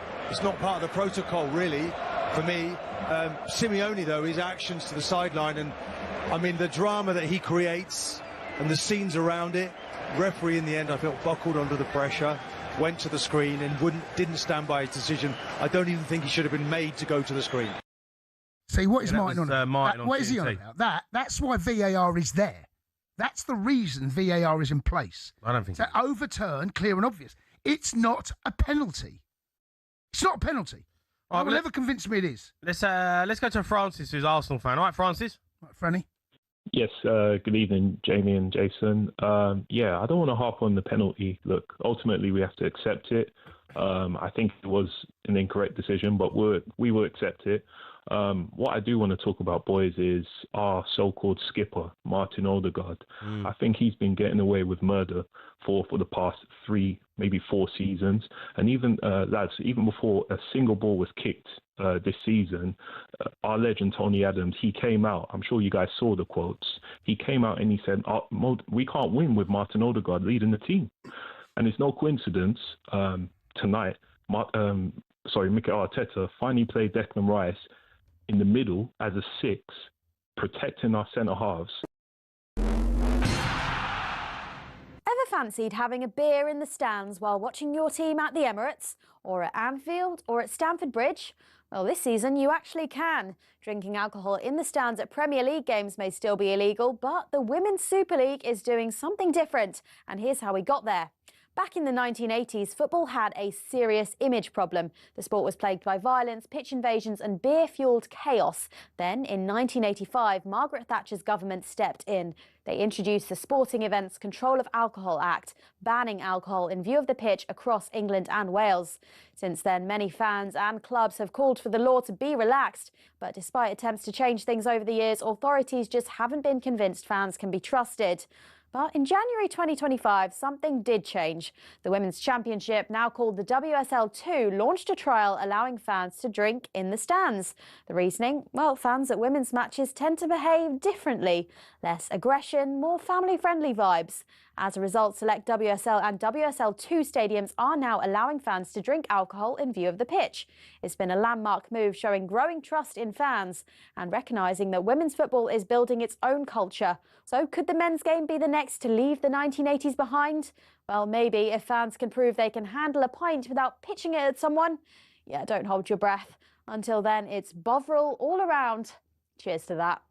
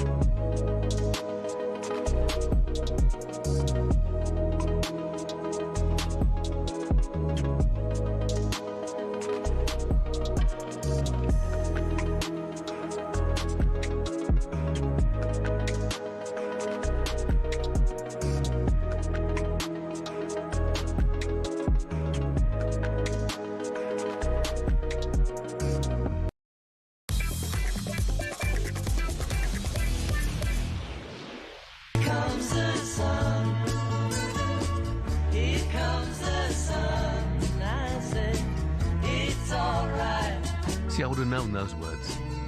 Well, You know, yeah, it was a choice of song classic, that was classic was song. drunk. Can I just say this interesting, Jeff, before you go on? So Britney Spears has got caught having a few Britney Spears. They got to have a drink driving. Yeah, So yeah, everyone yeah. say, "Are we going for a couple of Britney Spears?" You know what I mean? And she's been done. Yeah, yeah, So, I yeah. know. And that's the irony. The irony. Look, I should tell people, this is talkSPORT Breakfast with Arnold Clark. Buy a used car, get a free 2-year service plan plus an extra £500 when you part exchange. Shop the upgrade event today. I'm Jeff Stelling Sean Dyche is with me. A lovely sunny morning here at London Bridge. Now, maybe for the first time in the years, Manchester United playing Liverpool this weekend, and nobody really seems to be talking about it. Plenty of people are talking about Michael Carrick. It's another chance to prove he is the man to take United forward in the long term. Mark actually has just texted us. He's a Man United fan. He says, give him a 2-year contract, invest in the summer in midfield and defence from within the Premier League. Carrick will have us challenging again in the league next season. Remember me saying we'll smash into the top 4 with Cunha and Mbeumo, and that is just what they have done. Let's talk more on Manchester United. Delighted to say that joining us now to continue the build-up of the game is someone who lifted the League Cup with United in back-to-back seasons 17 years ago. Good morning, Ben Foster. Morning, Ben. Morning, lads. Morning. What's that, Jeff? Yeah. So we'll talk Watford in a moment because you two have got a common interest in that. But let's talk Manchester United manager for a moment. Do you think Michael Carrick is a shoo-in now? Should he be a shoo-in? Probably, yeah, probably. I think his job was to come in, settle it all down, get them playing with a bit more confidence, a bit more freedom, and I think that's exactly what he's done. And I think if you try and look at some of the alternatives, I just would struggle to see who could get a better tune out of Manchester United. They've got a good team, Man United. They've got good players. It's just about getting them out there and not worrying about the weight of playing for Manchester United, and that's what Carrick has done. So I just think it's a no-brainer. Why wouldn't you do it now? I mean, you know, their expectations at the start of the season, Sean. You know, the maximum expectation or hope would have been Champions League. So he's achieved that. What more could he have done? Yeah, no, I agree. And you know, what Ben was saying there, I mean, you get put in the role. I mean, I got a bit of stick. I did with Keno their podcast, and I said about Amaron, I said, well, if you simplified, did a 4-4-2, I'm sure win more games. And Carrick's gone in there and he has simplified it. He's got the round pegs in round holes. They've signed some really good players before he took over. But he's gone in, it seems to me, from the outside, he's gone in, simplified it. You know, brought a bit more of a structure to it, a simple structure. And I don't, well, it seems to me, Jeff, this is from the outside, by the way, I must make that clear, but it seems to me, you know, give them a framework to work from. They've got very good players anyway, and it seems to be a bit more freedom in what they're trying to do and how they're trying to play, and they've done very well with it. You can argue the players as well. Don't forget they have a responsibility, because I think towards the end they were waning a bit under the last manager, and you know, just on the pure hard yards of football. And then Carrick's come in and they've revitalised that. You know, the energy, the commitment to the cause.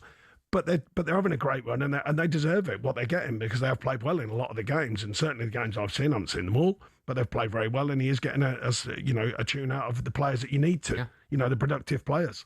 Ben, I want to mention a couple more managers to you while you're with us from your old clubs. James Morrison's got the West Brom job full time. Pleased for him? Yeah, buzzing, absolutely buzzing. Undefeated since he took over, I think 8 or 9 games now, wasn't it? And they were in a real spot. They really were. I remember they just lost to Oxford a couple of months back, and I was fearing the worst for them, because if they'd have beat Oxford, it was probably the opposite. They'd have stayed at West Brom and Oxford would have been down. And as it happened, Oxford then went on a run. Everybody just seemed to keep on winning games. And when you're in that relegation dogfight, it's misery. It is. You're watching out for every other team. They keep picking up points, but fair play to what Moz has done. He's got them solid. They're keeping clean sheets for fun. Max O'Leary's coming in as goalkeeper, done a wonderful job. I'm so happy for Moz, though, because he's such a great lad. And if you'd have asked me 10 years ago when I was at Baggies, would Moz ever be a manager, I'd have said no chance, absolutely zero chance. He's not the type. But why not? Why not? He just wasn't that kind of guy. He was an incredible footballer, Moz, very technical, very tactically, very astute in the game. But that management side of it, I just didn't see it in him. But over the last couple of months, even probably the last year or so, I still keep in touch with a lot of the people at West Brom. Boaz Maher, the goalkeeper coach, and he said, Ben, mate, honestly, the change in Moza is different. It's like he's locked in now. He's switched onto it. He really wants this. And when he got his chance a couple of months ago, oh my gosh, has he taken it with both hands as well? Yeah. Not always those you expect, is it? No, but you mature as a player. You know what I mean? It's different as you get older, and you think of the game differently. You know, I get what Fozzie's saying there. You know, when you're on the pitch and you're with your mates and all that. But I've seen loads of people who were unexpected to go into it. You know what I mean? And do very well. I think management styles changing, for example, as well. I don't think you know, when I was young, you could more or less pick out the managerial types. You know, and now there's so many different types of manager out there. You know, and I think it's interesting to see what he's saying. Though players do develop differently. We all do. You know, as a human, forgetting about just football. You mature differently, and he's obviously found, well, so far he's found a little niche and doing very well in a club that needed it, that's for sure. Yeah. I mean, the Championship this year, Jeff, I mean, If you think before Christmas, if you looked at the bottom 4 or 5 clubs, you couldn't believe it. You know, them clubs who were down there. I mean, a couple like Norwich have done great and pulled away and all that sort of stuff. Southampton were dropping and then had an unbelievable run. I mean, it is. But Leicester have gone. Yeah, I mean, goodness me. 10 years after they won the Premier League title. I mean, the Championship this year has been crazy. There's no two ways about it. Talking of Championship clubs, Ben, this is one of your old clubs as well. Look, since Sean was manager at Watford, and look, I've not included caretakers in this list of managers. This is since 2012. These are the permanent managers that Watford have had: Gianfranco Zola, Giuseppe Sannino, Billy McKinley, Slavisa Jukanovic, Kike Sanchez Flores, Walter Mazzari, Marco Silva, Javi Gracia, Kike Sanchez Flores again, Nigel Pearson, Vladimir Ivic, Xisco Munoz, Claudio Ranieri, Roy Hodgson, Rob Edwards, Slaven Bilic, Chris Wilder, Valerian Ishmael, Tom Cleverley, Paolo Pezzolano, Javi Gracia again, and Ed Still. And it now looks like they're going to be looking for another new manager because all the Dyche back. First one out. First one out. Next one in. Yeah. Go on, Dyche. You wouldn't do it, would you? Absolutely not. Yeah. No chance. What are you talking about? Well, it's Jeff? a love being at Watford. bonkers club, isn't it? No, exactly. I'd love being at Watford. I had a brilliant time as a player there, assistant manager, youth team coach, manager. But no, I wouldn't know. Is it time to change the plan at Watford, do you think? They won't change it. They won't. They've got a. I laugh because Dyche knows what it's like at that football club. I know what it's like at that football club, and you are never more than, I'd say, 3 defeats in a row away from. Well, not now. Yeah, the way it's changed. I mean, I was the first one out the door. Honestly, you know, when the Pozzo family took over, I was the first one out the door. The old favourite, we're not changing anything apart from changing me about 2 weeks. I was lucky, Jeff. I got tipped off 2 weeks before, so I knew. So yeah, strange times at that club, but they have had their successes. So there's no. What is the rights and wrongs of football? You know what I mean? We all think it's just written down on paper. That's the framework and the model to work from. But they have had their successes. Watford, they've been in the Premier League, they're out the Premier League, back in. You know, so they've experienced it. But it's an interesting model, I would suggest, having been through it there. Yeah. I just know that when I was there, the biggest period of stability was when we had Javi Gracia, and we finished top 10 in the Premier League. We finished, we got to the FA Cup final. And it worked because everybody knew where they was. And then 4 games into the new season, we lost, I think, 3 of them, and Javi was sacked, and then that was it. The merry-go-round started again. And it was just new manager after new manager. And honestly, we'd lose a game on a Saturday afternoon, and I was half thinking, I think he's gone. I think he's gone tomorrow. Yes, we'll have a new one on Monday. Better bring another manager. Sorry to see it go. Brilliant. Thanks for helping me.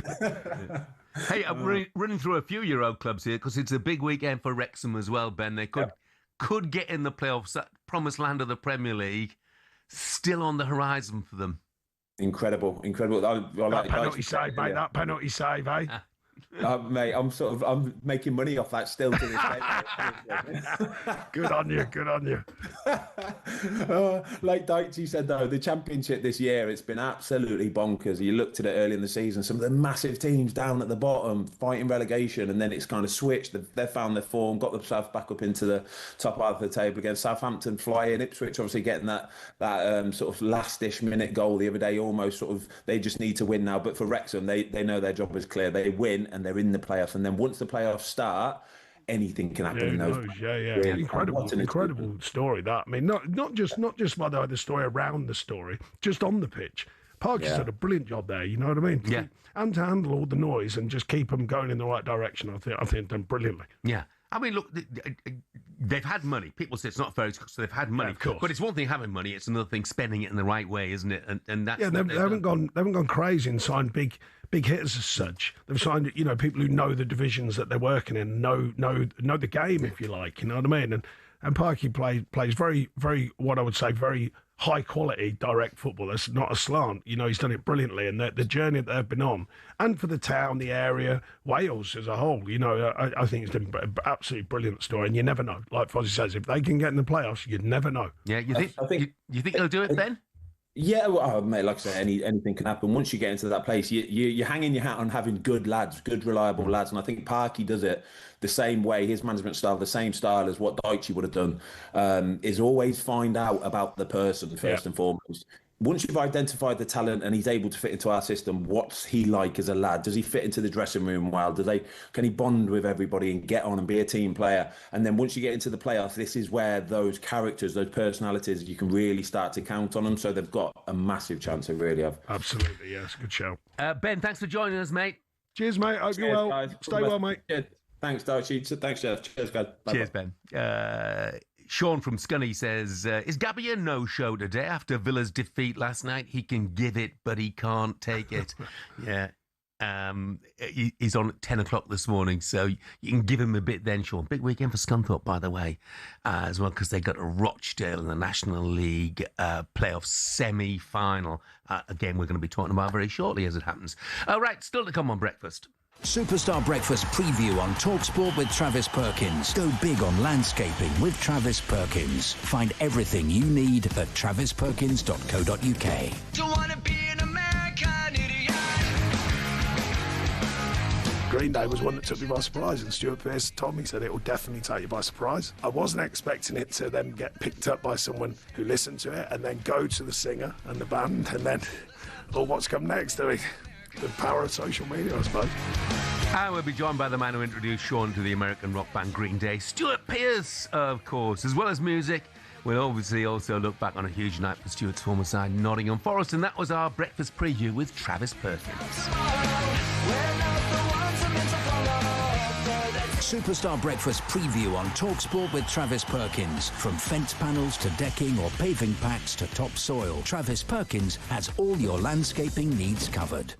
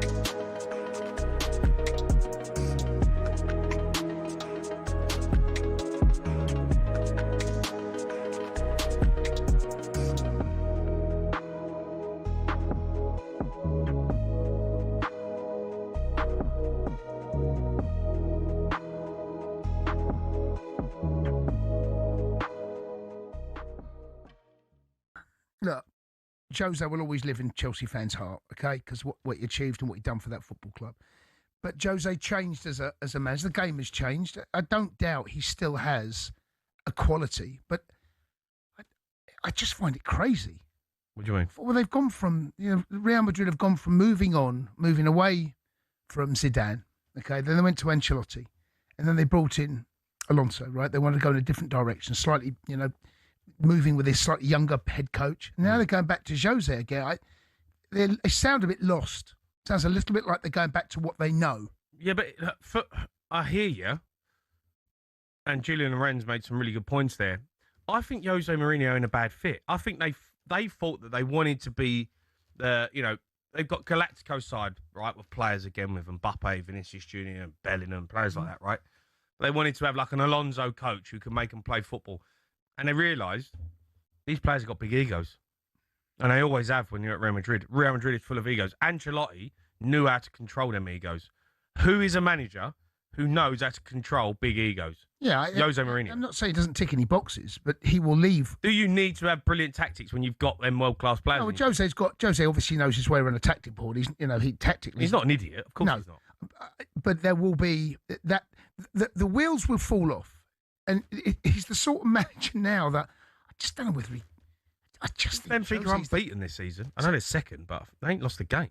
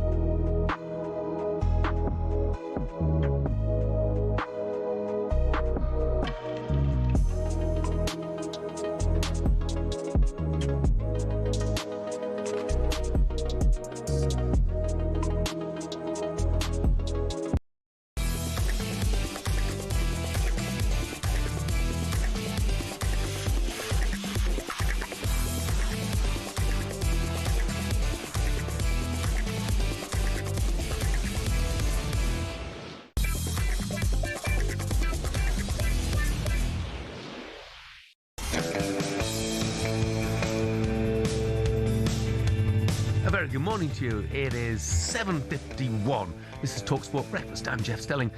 And with me today, a man who led Burnley to the highest ever Premier League finish, Sean Dyche.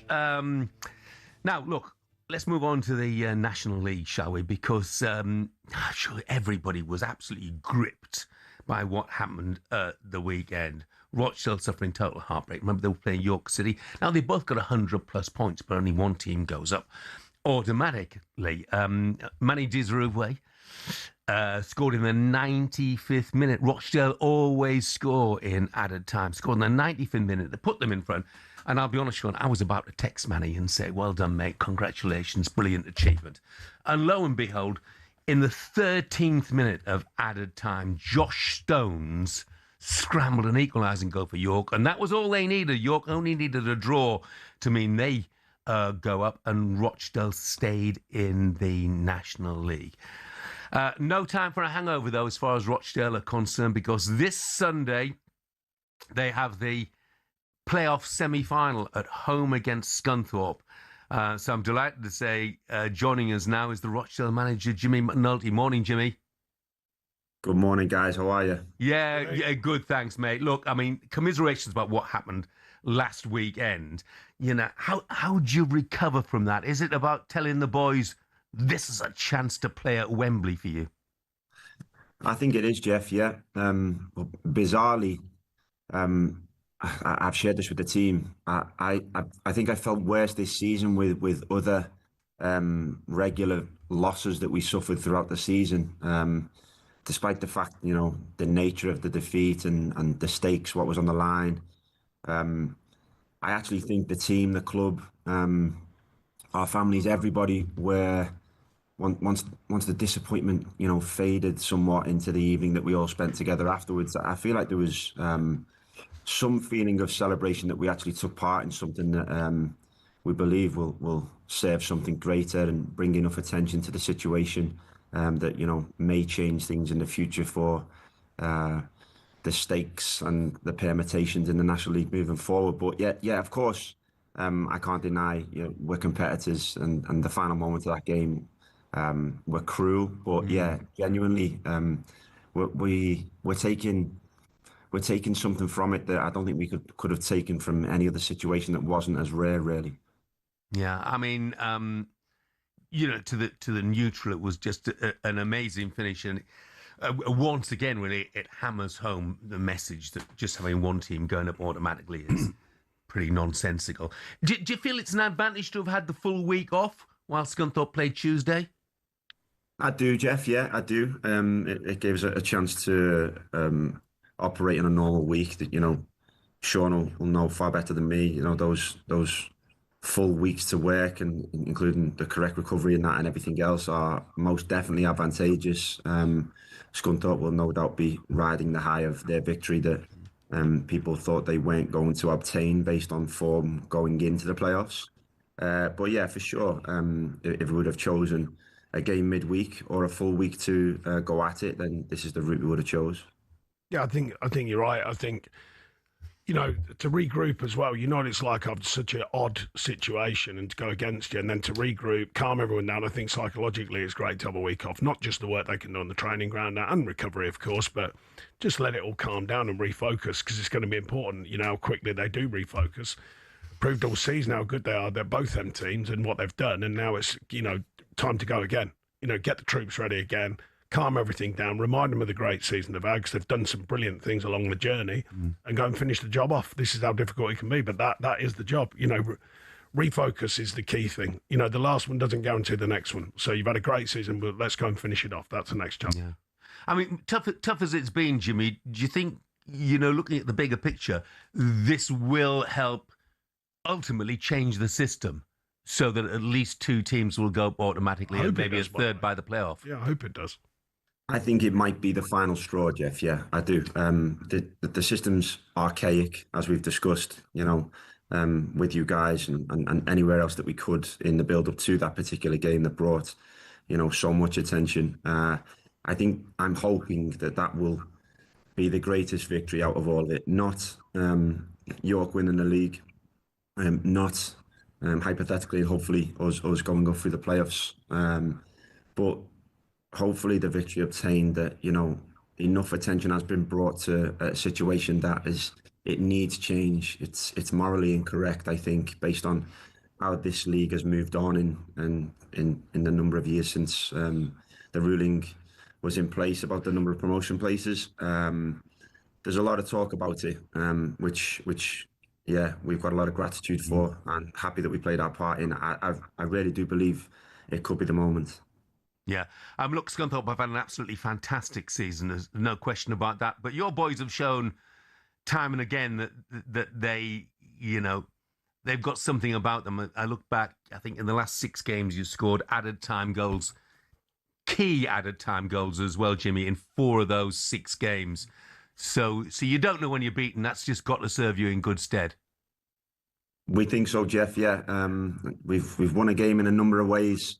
In all different stages of the game, and as you say, the final months going into the final game, what ended up being a final, it was. We went deep in so many moments with real guts and character on show, which is gave me great pride personally, and we took real enjoyment from, to be honest, to set up the fairy tale ending. But yeah, we think we've just extended that fairy tale a little bit longer. Brilliant. Look. I was going to say enjoy it, but I'm not sure you're going to be able to enjoy it, Jimmy. You enjoy the outcome as long as you get the job done. But best of luck, mate. Thanks for joining us again. Yeah, all the best. Yeah, thanks, fellas. Cheers. I must not forget to mention Kettering Town got beat by Bedford.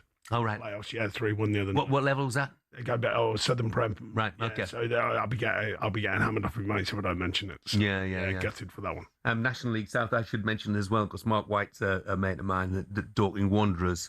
Won 2-0. I think they played Torquay in the semi-final now at that level. I mean, look, it's massive everywhere at the moment. All these big games. Carlisle against Boreham Wood is the other semi-final, the National League playoffs. Of course, yeah. Couple of texts here.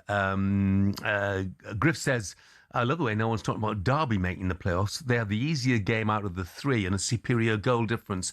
Yeah, I get that, Griff, but of course Derby are dependent on neither of the 2 sides directly above them, Wrexham or Hull City, winning, because if they do, then it's completely out of Derby's hands. And Graham says, never mind the EFL playoffs, I'm sitting here hoping and praying that Rangers win away to Hearts on Monday. The club puts you through the emotions, especially after we went through administration, coming back up the leagues, but we can keep believing and follow up. I still can't believe we're in a title race after the start to the season we have had. And what a title race it has been in Scotland, by the way, as well. Yeah, and Hearts keep defying the odds. You see, you saw they won the derby against Hibs. Hibs down to 9 men in that game. No, goodness me. I mean, there have been so many twists. It has been an incredible title race in Scotland. And for the neutral, just what Scottish football needed. Yeah, absolutely. Yeah, it's opened it up, and it's opened up what everyone thinks is a done deal beginning before the season starts, and all of a sudden it's not a done deal.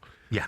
So yeah, brilliant for them. Well, it looks like it's going to be brilliant as it goes on. Yeah, well, we'll see. Yeah, absolutely. Rangers beaten at home by Motherwell, weren't they? In the dying embers the other day. So it's a sort of must-win game for them.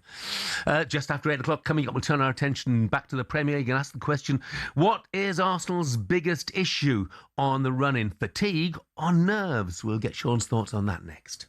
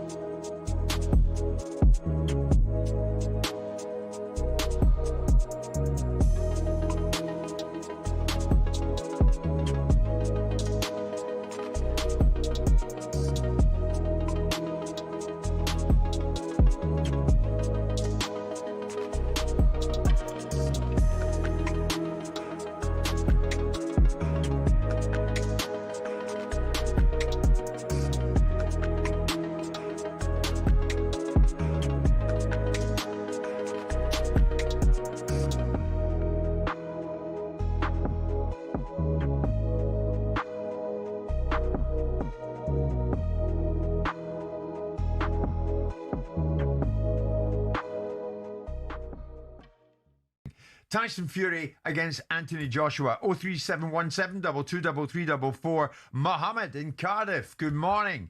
Where are you at with this then? Good morning, Jim. Good morning, Simon. Morning. Well, congratulations for your winning your award. Thanks, mate. But I think this is just another retirement paycheck for both of these fighters. 5 years ago, this fight would have been amazing. Both of them were in their prime. Both of them were world champions. It probably would have been a biggest fight in British boxing history. But now, Fury, you've seen a decline in his last fight. AJ hasn't been the same for a while. And it looks like it's just another big retirement paycheck for the both of them. Yeah, but Mohammed, you'll watch it, right? You won't miss it. No, I don't think I watch it, if I'm honest. Like, there's a fight on Saturday, Benavidez versus Ramirez. That's a fight that's a proper fight. Yeah, you see, that's a proper fight. Wardley and Dubois is another fight. That's right. You know what I mean? That's There's right. jeopardy behind it. But this fight is just like Eubank and Ben. It's just another cop-out. Obviously, these two guys have achieved more than Ben and Eubank, but it looks like 5 years ago would have been great, but now I don't think I'd be wasting my time on watching, if I'm honest. Interesting. Mohammed, listen, thanks for that. Arsenal fan, boxing fan, Keith, we know you. Keith, good morning. You having this fight? Good morning. Do me a favour. What a lot of nonsense. Fury against Joshua. Let me tell you something. Anthony Joshua. Would you give up the chance to play for your country to become a global star of your sport and earn big money doing it? Well, that's the choice facing rugby players right now because of the proposed new R360 League. Led by 2003 World Cup winner Mike Tindall, it's already being backed by major investors. Its goal? Turn rugby union into franchises, not clubs, add some serious cash and a bit of razzmatazz. Or in their words, make the game more watchable, accessible and entertaining, especially for younger audiences. But there's been a huge pushback, a massive no way from the current game. So what exactly is R360 and why is it controversial? Rugby union is facing challenges on a domestic level right now. There's huge financial instability across even top-tier clubs. The English game has seen leading clubs like Wasps, London Irish and Worcester go out of business in the top flight. The Welsh provincial game is in total disarray too. R360 says they would remove what are easily some clubs' biggest expenses, i.e. the big stars, and therefore make more of them profitable. So the plan is to inject a new lease of life into the sport. But how exactly? Top stars of the men and women's game playing for a franchise-based league with fixtures in cities like London, Miami, Tokyo and Lisbon. Each city would host a tournament featuring all the franchises during a short 3-month season. And though no players have officially confirmed, reports suggest around 200 have signed pre-contracts, some worth up to 750 grand. And if that's the pre-contract, you can imagine where the full wages will get to. Problem is, the rest of rugby says no. In fact, no way. The national unions from England, Scotland, Ireland, France, Italy, South Africa, New Zealand and Australia have declared any player joining R360 will be banned from test selection. World Rugby's also not approved the league. Many fear it echoes football's failed European Super League, a top-down, money-driven idea that could damage the sport's traditions. So is it dead already? Well, Rugby Union is at a crossroads. Some may be against it, but we know others are being swayed by the cash. So will everything work itself out? Or after the European Super League and Live Golf, have we got sport's next big scandal on our hands?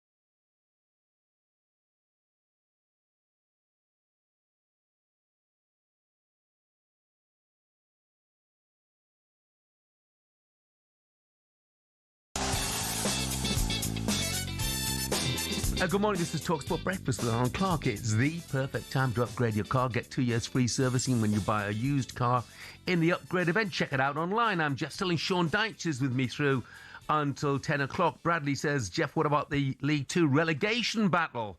No one is down yet. Very worried about my team, Crawley. Barrow are, to all intents and purposes, down. It would take a mathematical miracle for them to stay up. But then it's Harrogate, Crawley, Newport, or Tranmere. It's well, Tranmere. I mean, that's the story of that lot for me anyway. Because obviously, in my generation, you know, Johnny Aldridge scoring goals playing on a Friday night. You know, nobody wanted to go to Tranmere on a Friday night, did they? Exactly. So to see that where it is now, that jumps off the page as me as being the biggest shocker if they were to go out. Yeah, completely. Christian Fuchs, by the way.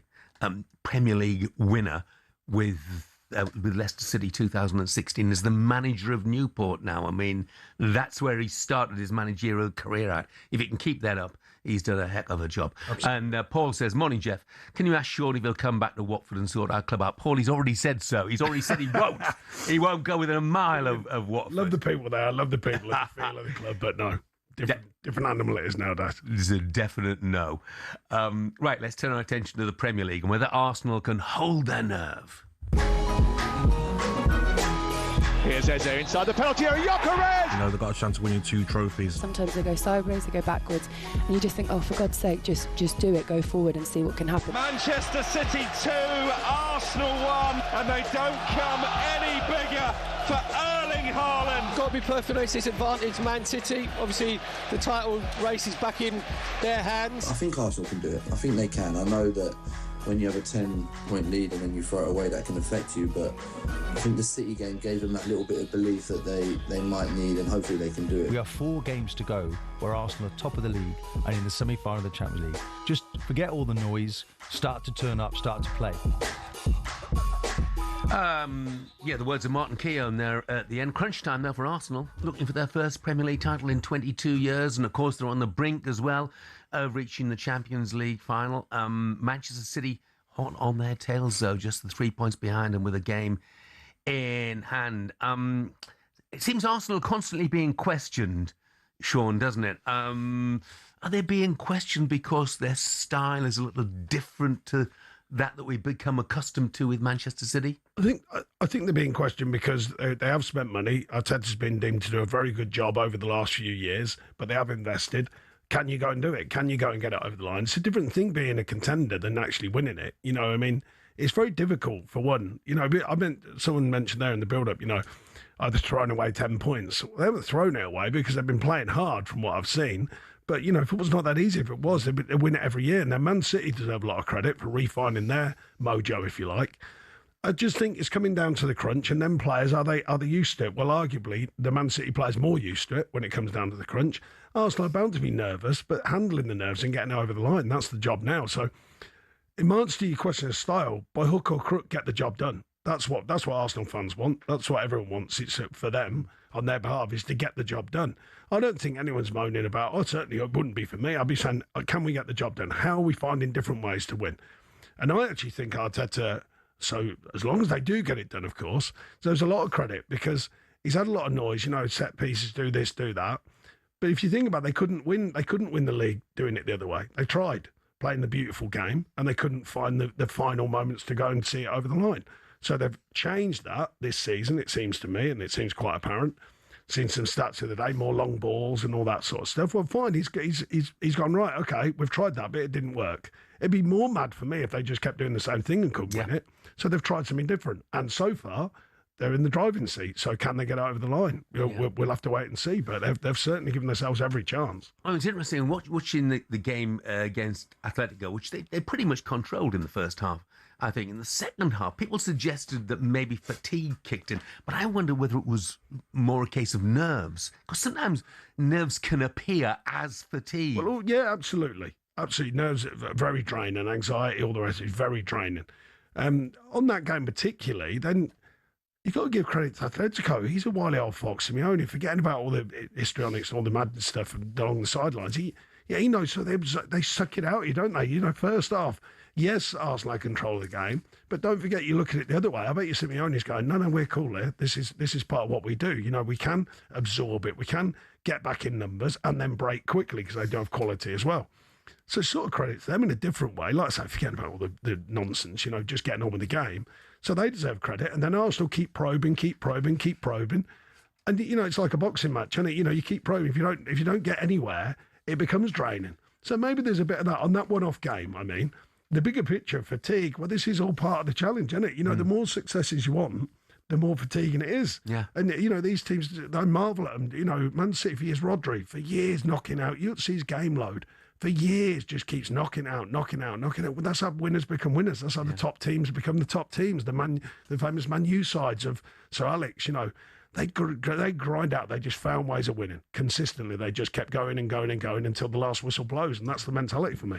I mean, you said that. I mean, I think Wednesday night was an emotionally draining occasion for the players. So how do you recover in time for it's a massive Premier League game? But that's the job, yeah. But that's the job. That's what they all sign up for. If you want to be at the biggest clubs and you want to win things, that is the job. That is the task. You can't relent. 1 minute. Every game's a big game. Everything is on it. Every time you walk out there with a shirt on.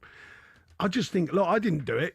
So I'm not pontificating, but this is how I imagine it. I spoke to loads of the top managers who won things and they're successful sides. You have to keep going. That is the job. It's not, I've soft one today, I'll get away with it today.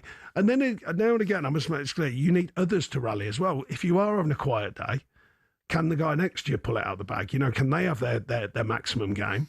And over a season, it pays you back. But for me, it's habits. Habit formed all season. For me, if I was Arteta, I'd be saying, lads, look at where we are. We're there for a reason. We're not top of the table by chance. We're there for a reason. You're doing the right things. Now it's just keep going and going and going. Recovery, preparation.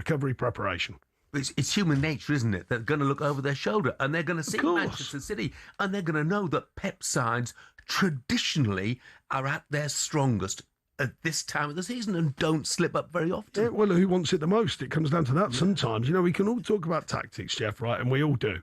It's tactic obsessed now, the game of football, I think. What about the fabric that holds your team together? What about people coming off the bench who can affect it? What about changes at your side? What about injuries? Can the group pull together? Can everyone see it through? All knows is pointing in the right direction. Maximum preparation, maximum time on the pitch to go and deliver. Sometimes it just comes down to that pride in what you do and that belief in each other as a team, as a team that, like I say, the fabric that holds and bonds the team together.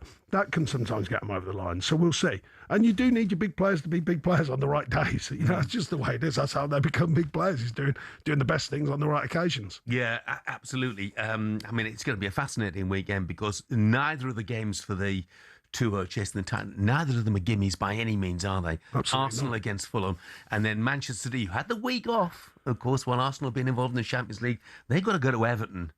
And Everton have shown this season they are no pushover. No, absolutely not. You know, the triangle at the back with the two centre halves, Keno and Taki and Jordan, been excellent. Absolutely been excellent. So that's not easy to just break that down. Having a great season under Moisey and some fantastic players there. Jimmy's coming through and, you know, releasing himself and playing fantastically. Yeah. And then you got Fulham who are playing with freedom. You know, another good season for Fulham. You know, doing a good job there. Silva, what he's done there, and they just have that freedom to go down there. Why not just go and play? But they're all challenging. You can look at it all. I mean, I've been through it, like I say, not at that level in the sense of Arsenal, but, you know, trying to get into Europe with Burnley, we got promoted twice, and it does get nervy. It gets edgy. Yeah. But you're relying on the habits of a season for me. You know, we used to talk about all the time at Burnley, automatic behaviours. If we do it right every day when we train and we prepare properly, when you really need it, it's there for you. So for me, them habits of the whole season will come out, and they're probably the team that will go and win it, the ones who can produce and produce and produce. And, as I said, the big players make the best decisions, and they sometimes find the outcome for you. That's another intriguing weekend. Look, coming up, Sean's ditching me for Chris Evans to go and make his debut over on Virgin Radio, but for only 10 minutes or so. Don't worry, he'll be back. TFI Friday Unplugged, by the way, is back on Channel 4, so Sean's happy about that. Reimagined for 2026 by Virgin Radio UK, TFI Unplugged features A-list interviews, music and classic bits from the TFI archives 30 years on. Tonight's guests include KSI and our very own Rangers legend, SJA pundit of the year, Ali McCoist. He's a busy little devil, isn't he? Watch TFI Unplugged tonight at 11 on Channel 4. Up next here, though, on talkSPORT, we'll hear the best bits from an exclusive interview with the Coventry boss, Frank Lampard, yesterday. Stay tuned for that. And we'll also be taking a look at the latest odds with Coral.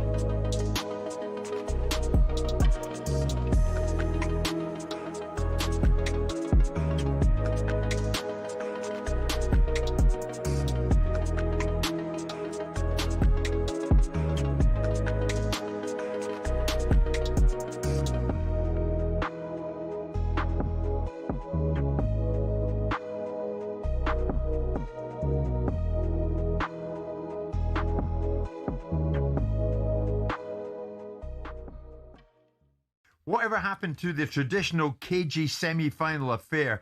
The first leg of this semi-final, the highest scoring of any in Champions League history. Now, on Amazon, Vincent Kompany spoke post-match, and he tried to describe what we'd just seen. Yeah, I would say, well, what do you want? Do you want teams that...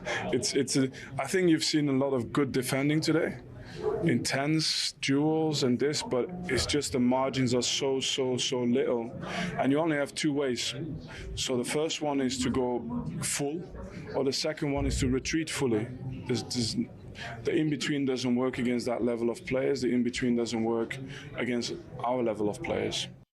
Well, Vincent doesn't exactly see it as Wayne Rooney saw it. We saw some good defending. Vincent, what? Wayne Rooney, at this level, we have seen some brilliance, but we've seen some immature defending, which is crazy. He's not wrong, Dan. There was some poor defending, yeah. But the problem you've got is when you play the way those two teams do, you're going to isolate people 1v1. And you can call it poor defending or you can just call it brilliant forward play. It's nearly impossible if you're one-on-one with someone with electric pace and good skill, because they can go both ways, to stop them. Kvaratskhelia goal, for example, or when you've got Elise one-on-one, you're in a world of trouble. So, I think rather than focus on whether there was good or bad defending, what I enjoyed most is that styles make fights. You've got two teams who think they're the best.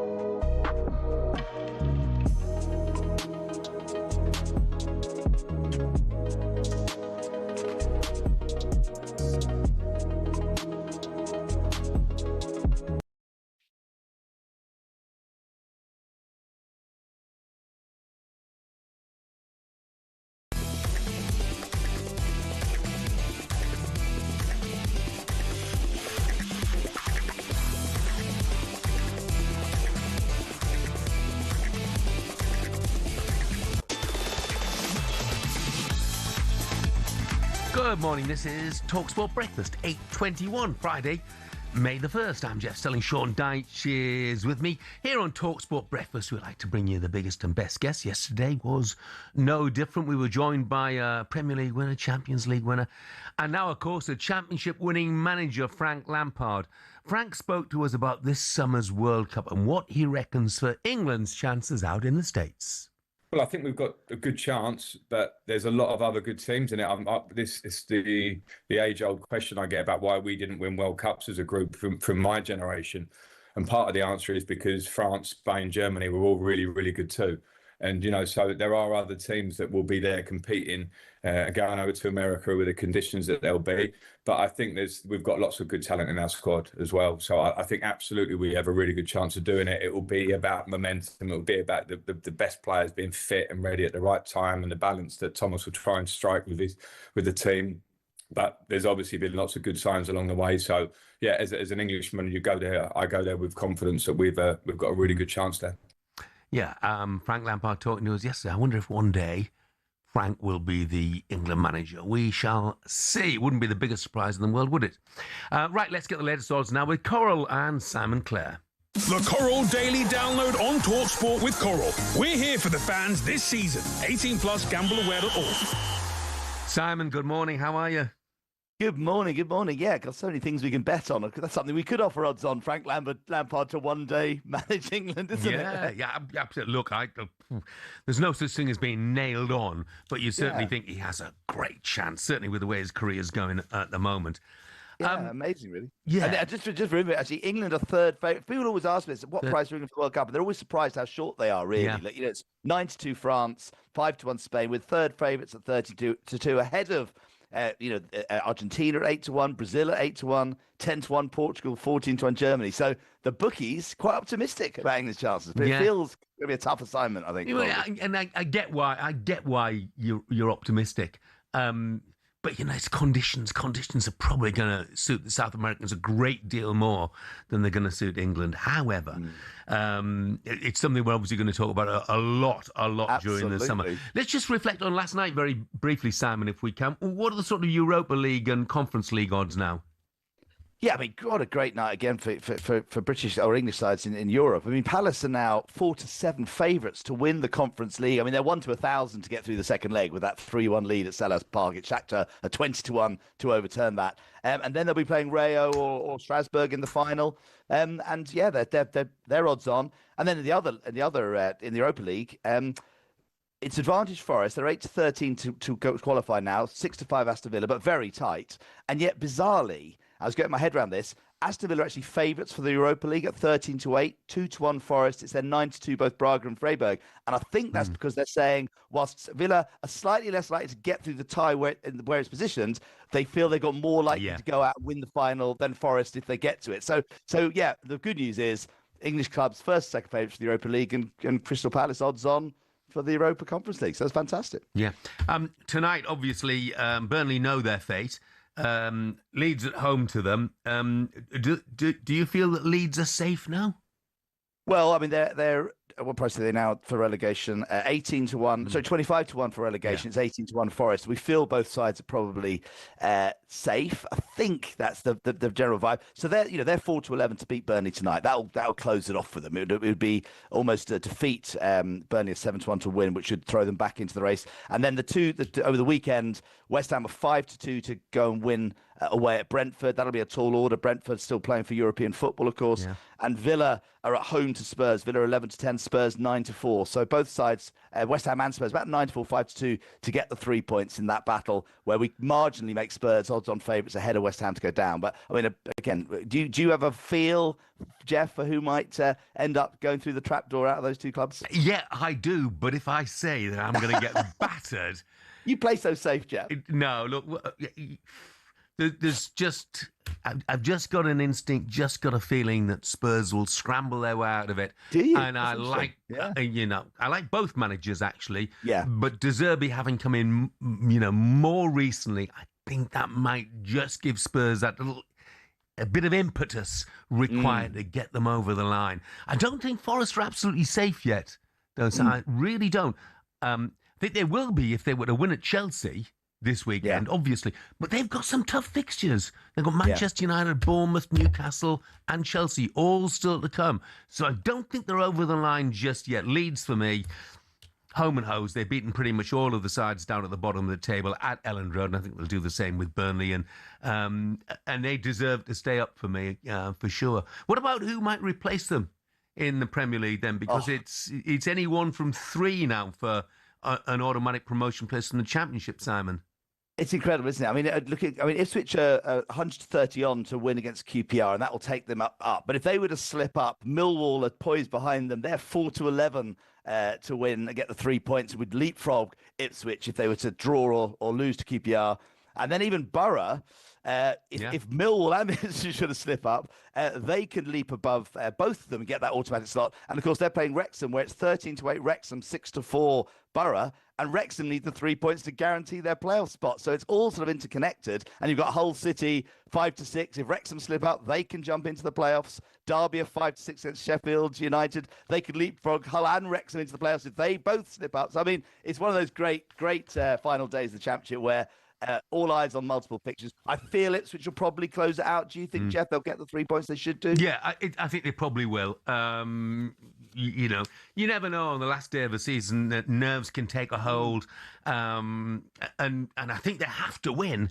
They simply have to win, because I think that Millwall and Middlesbrough will probably both win as well. And I know Wrexham fans won't agree with that. Middlesbrough had a massive win against Watford in their last game. Sure, they were very much back on song. What about Arsenal fans? How edgy are they feeling at the moment, Simon? Well, speaking from my own personal nervous situation, I'm really edgy. I take great comfort that whenever I speak to people who don't have skin in the game, they're giving me confidence that they think Arsenal can and will still do it. Lots of them actually feel that if they can beat Fulham, and that's the big game, they're 1-2 to do so. But we know how nervy it was against Newcastle. We saw what happened against Bournemouth. It's no given, is it? But it's 10-11 each to 2 in terms of the title race now. Actually, it's just literally toss of a coin job. And I think when they get that 6 point lead, at least you've got the buffer. Goal difference still a big player. I just don't know. I'm just so nervous about it. I really am, Jeff. I am. I mean, I've been very lucky. I remember '89, Mickey Thomas's great goal. I mean, that was probably my favourite ever night. The Invincible season was brilliant. But I've got an 18-year-old son, Ollie, who doesn't remember those days. And for him, he loves supporting Arsenal. He's actually taken great joy for the last few years that we've been in contention. That's been a change for him. But to win a Premier League, it would almost be I'd go up to North London with him and just have a night out with him and just say, remember this, because it may never happen. It may not happen for a while. You never know with Arsenal. But, that would be great. So I'm hoping. I'm hopeful. You need one day, Simon, to listen to Paul Merson telling the story of that win at Anfield that clinched the title, because it's absolutely brilliant. Absolutely brilliant. I'll try and find that somewhere. Simon, thanks very much indeed, mate. Take care, Jeff. Thank you. And that was a look at the latest odds with Coral. 18+, gambleaware.org. Coming up, we'll turn our attention back to the Championship. What would Millwall bring to the Premier League if they could do it? We'll ask their former player and my co-host Sean Dyche that very question next. The Coral Daily Download on talkSPORT with Coral. We're here for the fans this season. 18+, gambleaware.org.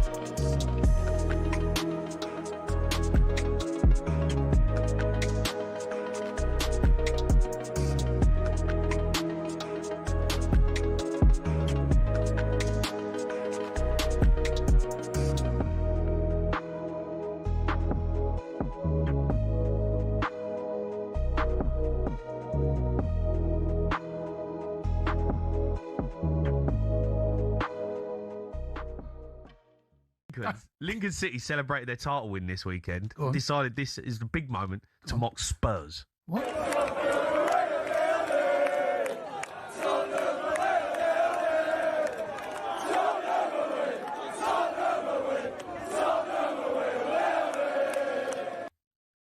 Oh my God! up the imps. Up the imps. Jay, Tottenham away, ole ole. That is shameless. I don't know where to Tottenham. go. Do you know that game now has been built up to something? Yeah, I know. Yeah, it's been a thing because of you. Because of you. It has nothing to do with me. I'm not. No, it is. No, it's because of you. You made it a I'm thing. not playing centre off Spurs. It's just who we are, It's not my fault you're there. Oh, it's a killer. Oh, it's a killer. Lincoln away next season. Mate, don't knock the imps, mate. Up the imps. Lincoln away. Ole, ole. It's just killer. It is. Can you imagine Spurs start singing Lincoln away, ole, ole? Well, you know what? We're going to have to. Maybe we're going to have to. No, Jay, get out of it, mate. Do you think we'll get out of it? Jay, I've been saying all along you'll get out of it, right? You'll find a way. I cannot... Look, it's a straight shootout between you and West Ham. Yeah. Up your hands. Straight shootout, mate. Oh, I can't see it. I can't see it. I can't see it. No, it is a straight shootout between you. Yeah, it is. Yeah, but West Ham are decent. Mate.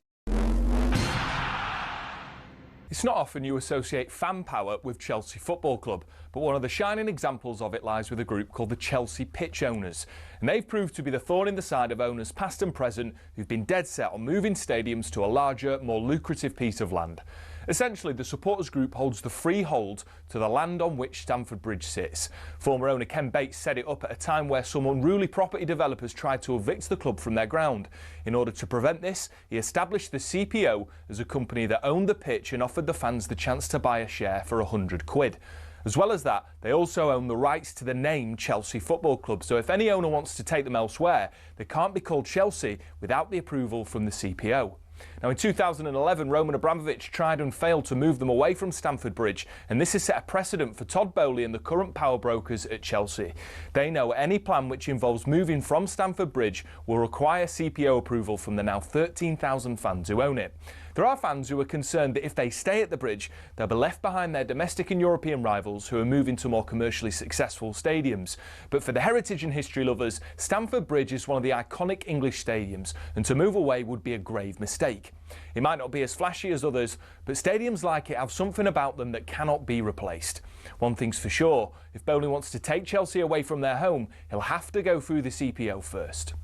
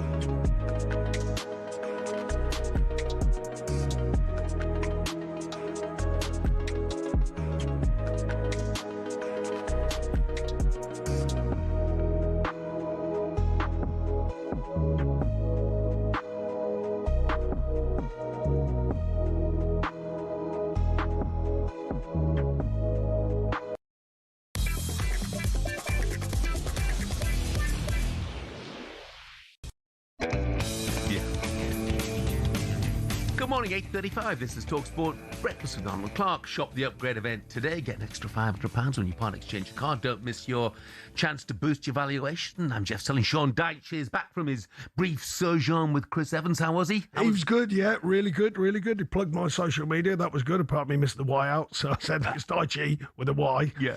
But no, he was really good. He was really good. Brilliant. He's always been fantastic. Yeah, absolutely. Yeah, loved him for many a year. He still does a brilliant job. Look, we're getting close to the end of the season, haven't we? In fact, it is the end of the season, apart from in the Premier League. Tomorrow, some will, of course, be involved in playoffs. So much still to be decided. If you look at the top of the Championship, we mentioned it before, it's one of three to go up alongside Coventry, Ipswich, Millwall or Middlesbrough. Looking at the playoffs, it's Wrexham, Hull City or Derby. Wrexham and Hull, that could go to head-to-head records against each other. It's so close. They're level on points. There's one goal different between them in terms of goal differences. If they both slip up, then Derby can yet squeeze in. League One playoff places are up for grabs. Down at the bottom, there's one relegation place left. It'll be either Exeter or Leyton Orient to fill that fourth relegation place. In League Two, Cambridge United, Salford or Notts County will fill the one remaining automatic promotion place. In the race for the playoffs, Swindon play Chesterfield. What a game that is. Ian Holloway versus Paul Cook. Swindon at 8th at the moment. Chesterfield at 7th. Down at the bottom, Barrow need a miracle. They're gone.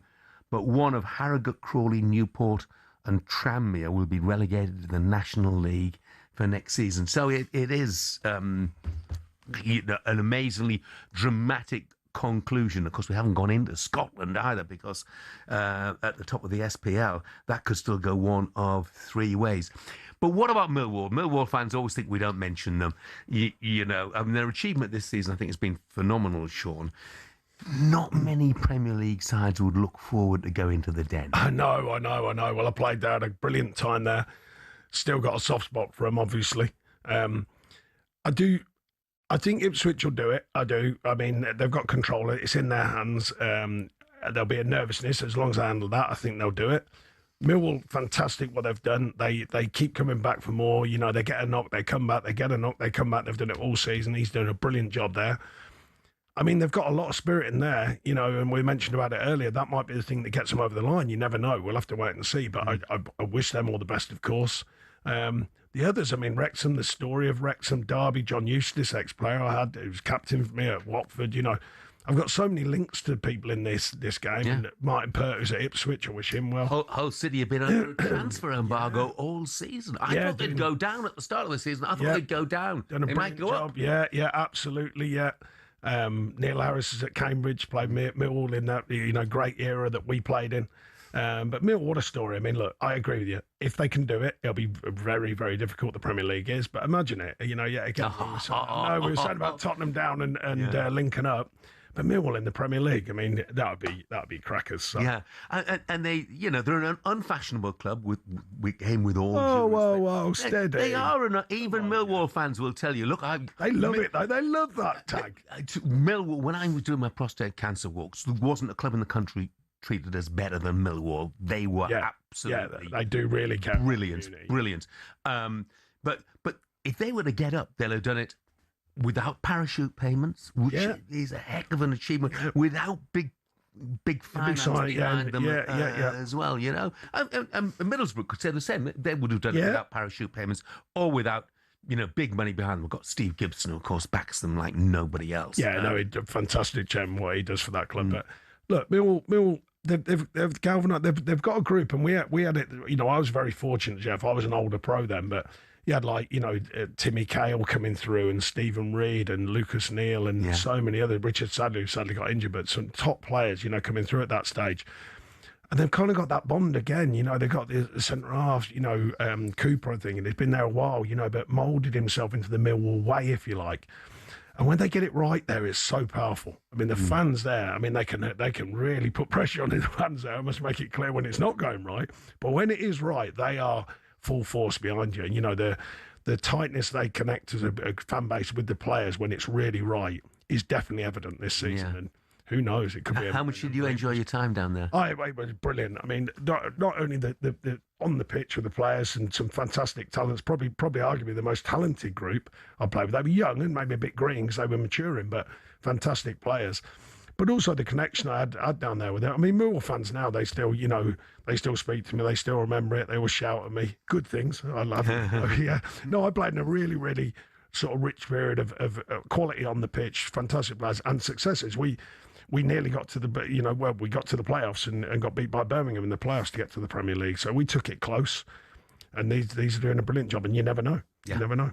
And by the way, when we talk about, signs going into the playoffs, we'll be talking to Wally McBurney of Hull City at about 9:30 today, because they have had an extraordinary season. Yeah, absolutely. Don't forget, 12:30 tomorrow, live commentary of Ipswich against Queen's Park Rangers. If Ipswich win it, doesn't matter what Millwall or Middlesbrough do.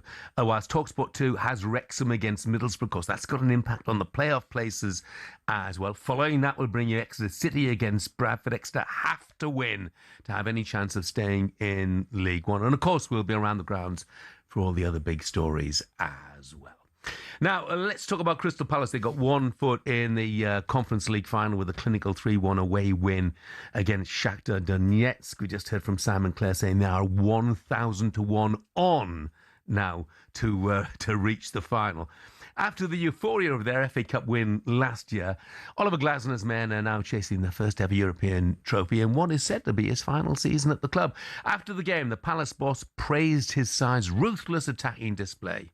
An amazing group of people, of men, of characters, and it's with such a great spirit, with such a great togetherness, and we always believe in us, and this is not, there's no button we can press and switch it on. I think this is what we created over months and maybe years, that we know that we can always come back and that we always are able to score a goal, but doing our job, doing our foundation for the team, and it always starts with the attackers. This, I think that's why we have this belief, and this helped us today again, and but against a very good Shakhtar Donetsk side. I mean, we talked about how good their recruitment has been, replacing players like Eberechi Eze and Michael Elise and Gahey as well during the course of the transfer window. But replacing Oliver Glasner, that's going to be a difficult task. Yeah, he's done a brilliant job, and I think the club have as well. I think everyone, again, that connection I talk about, if you get it right throughout the club and everyone's sort of singing from the same song sheet, it doesn't half help, and it seems to be they have been. Of course, Oliver's had his times when he's been a bit probably disappointed they haven't backed him as much as what he felt. Oh, that seems to be the messages that were coming out. Well, he said it publicly. Yeah. Well, that was an odd thing, I think, for some reason. But it would have been easy for the club to have had a sort of knee-jerk reaction and say, we can't have him saying that. Let's get him out now. Yeah, no, that's right. Yeah, and I think they gave it a calming period, and I think he did cover that, and he did go through it with a bit more depth after the event, sort of thing. But they've made good decisions, haven't they? Because if they would have, made a decision then, it maybe not have worked out as well as what it has done. And everything calmed down, and they got back to the work, and he's doing a great job again, and they're doing a great job. I mean, credit to the players as well. As managers, we sometimes question players, and because the managers get a lot of stick. And I said on talkSPORT, we talk about Tottenham for an example. Thomas Frank's a friend of mine, so I'm bound to back him a bit. But it was coming on top constantly. And if I was a Tottenham fan, I said, I'd be going, hang on a minute, what's happening to the players here? What's their responsibility to this? Just to attack the game, just to take the game on with freedom, because the manager can only do so much. So they give him a framework to work from. Go on then, we brought you in for a reason. We brought you in for all that money because you're a top player. So go and show it. So I think sometimes managers get the real harsh end of it. But it's fair, as me as a manager, to give the players credit on this occasion, which is Crystal Palace. I think they're losing their mates and they're losing really high-quality players, and they know it. And yet they're standing up and going, all right, I want to play, I'll go in, I'll go and fill it, I'll go and get the job done. And I think they deserve a lot of credit as well, not to the manager. One of them is Adam Wharton. Are you taking him to the World Cup? Well, he's got a chance. I mean, I'm not sure he's quite there yet, but I must say, what a pull that is, because a lot of debate now, signing players from abroad and stuff, and they said the Championship's not what it was. And now, don't get me wrong, the gap has got bigger, I feel, between the Championship and the Premier League, obviously the riches and all that. But these players are still developing. There's still some very good players in the Championship. And he's been a great example, great recruitment to pull him out the bag and put him out, and paid a few quid for him as well. They put a bit of a gamble on it. They didn't it wasn't a cheap one. Yeah. But he's turned out to be a very, very good player. Just off the top of my head, I'm just going to pick one name out of the Championship. Now, do you think Hayden Hackney could make that step up? Well, we were linked with him a couple of times, actually, and I think he's certainly a very good player. I've seen more of the analysis side of it. I haven't watched him just play, week in, week out, but a very good player. I think there's a few in there, I really do. And you just got to... The challenge is, Jeff, right, it sounds really easy, but you pluck these lads out and you just go, right, throw them in the Premier, and it is a different animal. There's no two ways about it. I'm not doing the Championship down. I played in the Championship. I managed in the Championship. But it is a different animal. When you get on that Premier League pitch against Premier League players, the look, the feel, the pace, all of it changes. And some handle it really well, like Adam Wharton has. But he's certainly another one who I think would have a chance at that. Yeah. Will he be in the England squad? Whoa, competition for places is red hot, isn't it? Right, still to come on breakfast. Superstar Breakfast preview on talkSPORT with Benchmarks Kitchens and Joinery. Get trade prices on kitchens to suit all styles and budgets at Benchmarks. England and Nottingham Forest legend Stuart Pearce will join us shortly to break down that massive first leg win for Forest over Villa. Hull City striker Ollie McBurney is with us to look ahead to what is a high-stakes showdown with Norwich City in the chase for a playoff place. Up next, though, we'll ask Sean who he thinks is the right person to replace Scotty Parker at Burnley, ahead of our live commentary tonight of Leeds against Burnley. And that's our breakfast preview with Travis Perkins. Superstar Breakfast preview on talkSPORT with Travis Perkins. With pay-as-you-go hire from Travis Perkins, you can get straight on with the job. Available nationwide at all hire branches.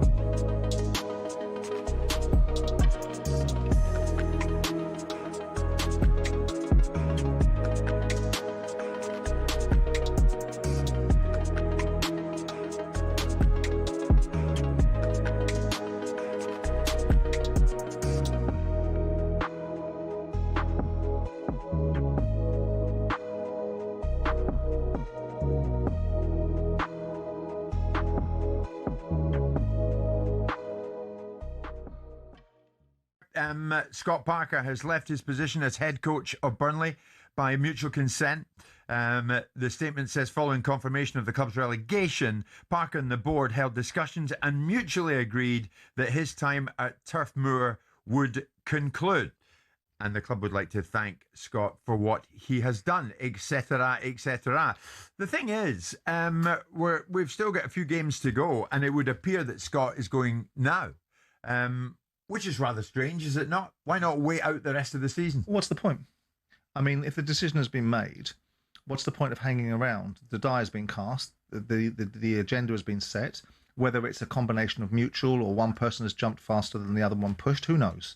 But if you've made a decision, there's no point sticking around. The club's been relegated.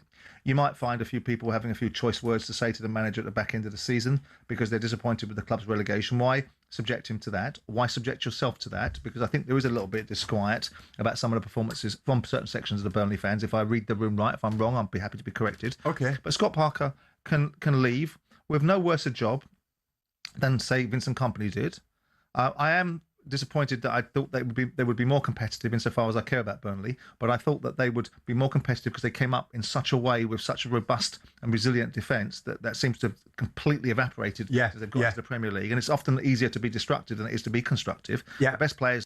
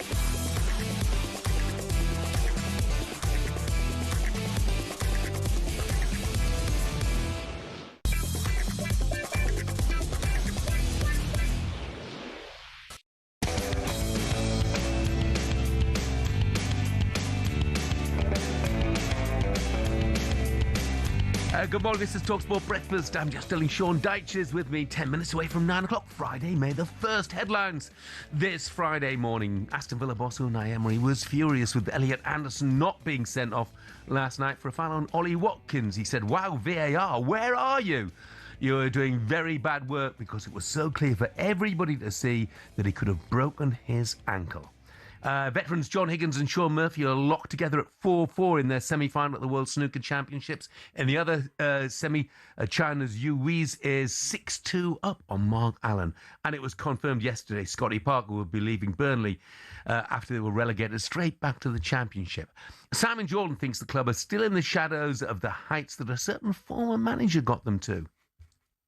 The only person that really stands out amongst all of the Burnley managers in the Premier League era is Sean Dyche, because Sean Dyche absolutely worked the oracle. Sean Dyche took them into the Premier League, kept them in the Premier League, took them into Europe, punched way above their weight class. Yeah. And you can have all the AI scouting that you want and American investment that you want, unless you're going to change the entire landscape surrounding that football club, which economically you aren't able to really do.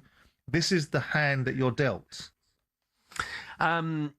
Simon Jordan singing your praises. That's Yeah, nice. He very doesn't nice. do that with many people, mate. He really doesn't. I always have a little spar. Have a little sparring match. Look, I mean, Burnley have got to have a great chance of bouncing straight back next season again.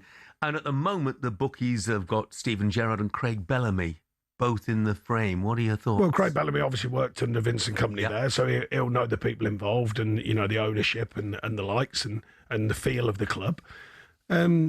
Stevie G, I mean, look, you know, does he want to go back in at that level? Does he want to? I mean, it's only an hour and a quarter from where he's from. I mean, if you're going to do it like Frank has at Coventry, go into a good concern, and that is a good concern. There's no, I mean, I question the idea of doing the same model and it not working, but that doesn't mean that in the Championship they've got it wrong. Because let's face it, they've gone straight back up again. So I do think there'll be money available. I do think they'll retain some good players there. Certainly, with all due respect, Championship players who know the Championship, who can do the job in the Championship. And they might bounce back stronger. So I get why that would be an attractive proposition for Stevie G. I know he's a world famous player and stuff, but he's up and down with the management thing. Been over in Qatar, obviously. A lot made of that. Comes back. Is he ready to go again? And a good platform for him, I feel. I'm bound to say that. I'm biased towards Burnley, of course, from my time there. But I do think it's a good club, a really, really good fan base. I don't think the fans are carried away with that. Well, they certainly weren't. They were very, very honest with the situation. Demand will be high, but not silly high. You know, there'll be a demand, can we go back up, of course, from the fans, but it won't be crazy. I think they're very fair, the fans there. I'm not just saying that, I really do. So I think they'll give someone like him a chance, or Bellamy if it was him, but that's different because they already know him. Yeah. I think the only question mark over Craig would be that, you know, he's done a great job at Wales. I think everyone would agree. There's a home European Championships coming up, isn't there? And he might well want to be in charge of Wales during that period. Well, and club management is different, don't forget. Yeah, of course. Yeah, of course. Yeah, week in, week out, day in, day out. You know, it's a different thing, I think. So if he does do that, it will be different. And, you know, can he do that? Well, possibly. We'll wait and see if he gets the job. Leeds against Burnley this evening. I think, you know, my view is that Leeds are pretty much safe as it is. But obviously they would rubber stamp it with a win this evening. You've been impressed by Leeds this season? Yeah, I have. You know, he changed the format and the way they work to the three at the back, and it worked a treat. You know, I think they're strong, fit and organised. I think they've got an endeavour about them. They've got an edge about them. Obviously, very helpful. Calvert-Lewin hit that real goal-scoring streak, which if you look at the points return in that streak was massive. Probably what's got them to where they are. How frustrating was it for you at Everton that you didn't have a fit and firing Calvert-Lewin? Yeah, I mean, we tried. We did all sorts to try and protect him from it, and I tried to release the pressure off him to allow his body time to get well and right and clear of injury. He was close, but you could never get him full out sprinting, full out freedom to go and play. I think he's found that at Leeds. Maybe as well, you know, a lot of heat on him. Maybe a different environment, different voice, different crowd. You know, that can affect a player. Maybe that's given him a bit, not a new lease of life by any means, but it got his shoulders back and allowed him a bit more freedom. You know, Everton, it was sort of when's he back, and he'd had that for a few years. So maybe that was a burden to carry, I don't know, and maybe it had just seen its course, you know, and seen it through, and it was enough. So he's gone to Leeds and kind of rebirthed himself and got in the last England squad. I mean, and that's the next question, isn't it? If he finishes the season with a flourish, Has he got a chance of going to the World Cup? It's a bit late, I think, but you never know. I mean, there's only so many top strikers out there. I mean, you know, and they do get questioned. I mean, Harry Kane, how he gets questioned, I don't know. You know, down the years. But yeah, I'd be surprised, but you never know. I think people like Ollie Watkins, them are still in front of him. But you never know. You never know. Let me ask you about a couple of other former players, whether they might go. Jimmy Garner, do you think he could go? I'd like to. My heart wishes he did. I really like him a lot as a lad, and he was maturing as we were at Everton, and he's done brilliant. He's gone on again this season. Very good player, very top. You know, players love team players. I mean, fans love players, of course, but players love team. He's a proper team player. He'll work both boxes. He'll drive. You know, if you're a centre half, and you look around your shoulder, he'll be clear. He'll play anywhere for you. Yeah. Oh, what an attitude. Yeah, last game of the season when we stayed up with the last 1-0 against Bournemouth, we had no choice. He played right wing back because we ran out of players, injuries and all sorts. And Dwight McNeil played left wing back, and they were terrific, both of them. Just took it on. Yep, let's have it. Let's go and play. So yeah, he's got a chance. You might mention, but Elliot Anderson, of course. Yeah. Declan, I think we all know that's stamped. Morgan Gibbs-White. Yeah, it's a maybe. It's a late run in the season. You know, we kind of... He's got a goal in him, hasn't he? Yeah, well, we helped get him started. You know, I sat with him and spoke with him about his stats and facts, you know, and, you know, could he buy into what we were trying to do? Maybe, maybe not. But when you looked at his stats and facts when we were there, you go, well, look, all the markers are saying you're on track to having a really strong season. So I'm pleased he has in that respect, because we'd already pointed out to him, and he has gone on, and they're doing well, and he's playing well. I'm not quite sure he'll make this one. Yeah. I'd be surprised, but you never know. You know, I'm not the manager. It's up to Tuchel and his staff. Yeah. One person, one of your ex-players who definitely will make this squad, and he'll definitely be starting as well, barring injury, of course, is Jordan Pickford. Now, great season. Yeah, absolutely. And he's been brilliant for Everton. He's been brilliant for England as well. What do you like to manage? He's mad as a box of frogs, but in a good way. No, in a good way. You know, I used to talk to him about it, his antics and all that. We used to call it goalkeeping Tourette's. You know, he's constantly, you know, pulling faces, throwing his arms around. But I tell you what, he can make a save. Yeah. He can distribute, but he can make a save, and he gets the whole job. He gets the Everton thing, that's for sure. Very generous fella as well. I must give him credit for that. That's for sure. You know, away from what people see, incredibly generous. You know what he gives and what he does around the community, money, charity, and all that sort of stuff as well. But like I said, I mentioned it earlier. That triangle with Tarky and Keane, I'm delighted for Michael Keane. What a pro he is. Yeah. And the crowd were sort of anti him for a long period. He's been written off so many times. Oh my goodness! But what a pro.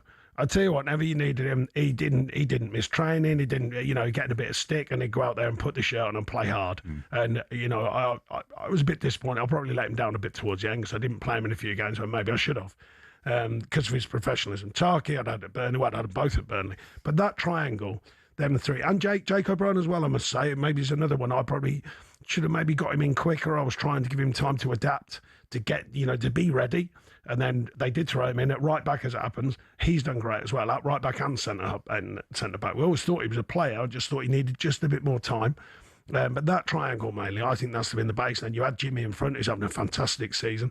Up front, look, two willing guys, you know, finding their feet. It's not easy being a centre forward at any football club in the Premier League, but particularly Everton. They've always looked for their centre forwards. But you know, if they've scored a few goals, if they had someone who could really score goals, I mean, I think there's a really strong unit there at Everton, and he's doing a brilliant job, Moisey. Yeah, absolutely. I mean, Illiman and Dye always excited. Yeah. We brought him in, and he was another one. We had to give him a chance, you know, find his feet, and when he did, he's flourished and very, very good player again. Yeah. Sean, thanks very much for the moment. Coming up, he was the man who dragged Sean Dyche, didn't take much dragging, to a Green Day concert. He's also a Nottingham Forest legend. Do they have one step in the Europa League final? Maybe not quite, but we'll talk to Stuart Pearce about that next.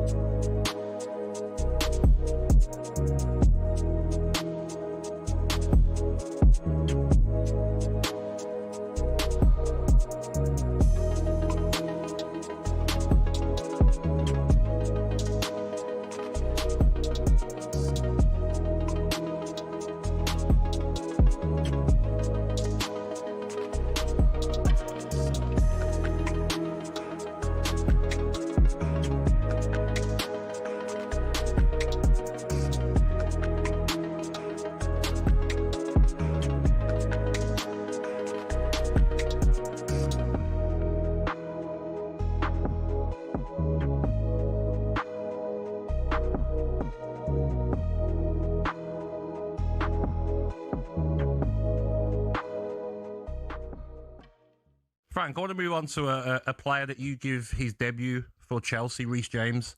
How important is he for Chelsea and also for the World Cup in the summer? Yeah, Reece, what an incredible player, an incredible lad. I've been really pleased with how he's taken to the captaincy there as well, because I think from afar, I feel like I've seen him grow into that position, because it was always quite a quiet lad, Reece. Kept his thoughts to himself, but when you did speak to him, he was very articulate. But the quality level, Gabby, I mean, when I first went to Chelsea, I had a good understanding of the academy because of the lads that were working with me. But to see his talent levels, I mean, I've never seen someone who gets a 70-yard crossfielder and just brings it down in his chest and then can do whatever he wants to the ball. It's a really incredible technique. But his whole game that he's got now, pace and power and the quality levels. So, yeah, massively important for Chelsea. You see that when he's not playing. He's managed to play more regularly this season, which has been great, but obviously out recently. And yeah, without picking Thomas's squad for him or his team, I think Reece James is one of the best right backs in the world, without a doubt. And yeah, want to see him fit and playing again because he's a special player. So how do you rate our chances at the World Cup, Frank? Well, I think we've got a good chance, but there's a lot of other good teams in it. This is the age-old question I get about why we didn't win World Cups as a group from my generation. And part of the answer is because France, Spain, Germany were all really, really good too. And, you know, so there are... Football fans all have stadiums we love. But do any of us have a pitch that we love? It might sound like an odd question, but pitches can be different sizes with big consequences. Why is that? And what are the actual rules?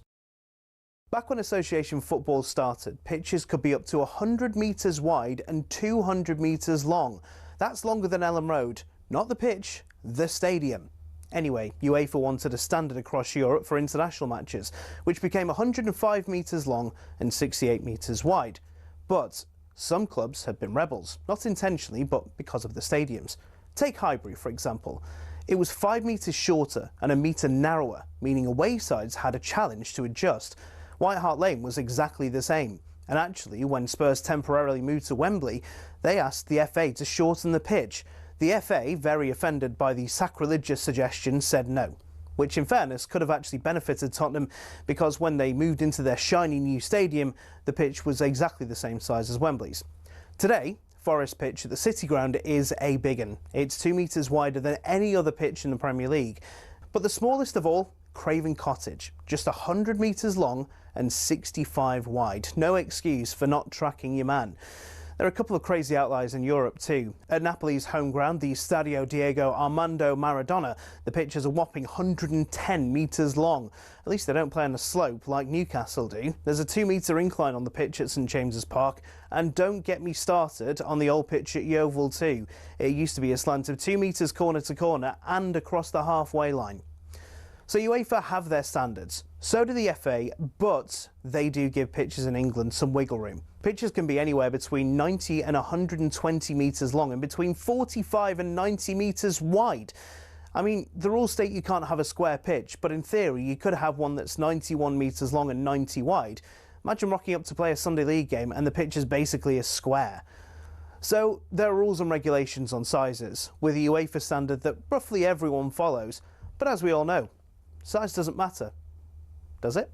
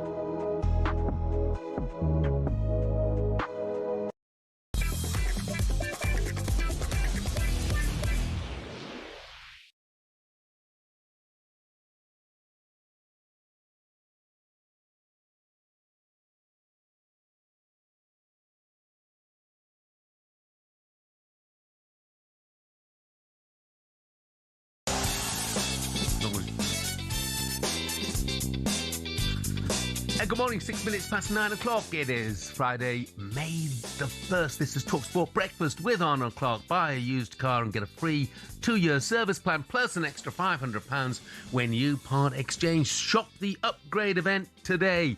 I'm Jeff Stelling Sean Dyche is with me through until 10 o'clock. On the way for you this morning, Hull City striker Ollie McBurney will join us to discuss tomorrow's high-stakes showdown with Norwich in the Tigers' bid to clinch that all-important playoff spot. Looked like they were there, didn't they? But a little run of 6 games without a win means it's all going down to the final day. And we'll end the show by handing the keys over to you. It's your chance to grill the man himself in our feature, Dial Up Dyche. Whether it's tactical advice or his favourite pub in Nottingham or Burnley, Sean is ready for your burning questions. Get involved now. The number 0371722 3344. Right now, though, advantage Nottingham Forest in that All-English Europa League semi-final on talkSPORT as Chris Wood's clinically taken penalty proved the difference against Aston Villa. Max Scott was at the City Ground last night for talkSPORT and caught up with some rather excited Forest fans after the game. How do you feel about it? Amazing! We're all going to Istanbul!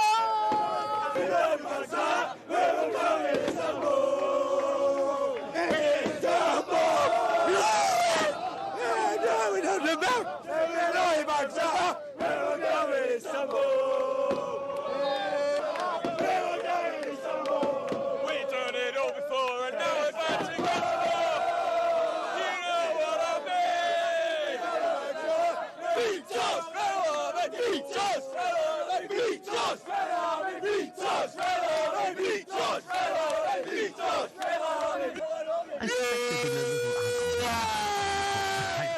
Two of those supporters. A couple of hours of lager shandies. Just a little. Yeah, absolutely. I'd like to say, joining us now, a man who was at the City Ground last night. It's Forest and England legend Stuart Pearce. Morning, Pearcey. Morning, gentlemen. How we doing? Morning, mate. Yeah, really good, Morning, mate. my son. What did you make of it then? Tight fought win.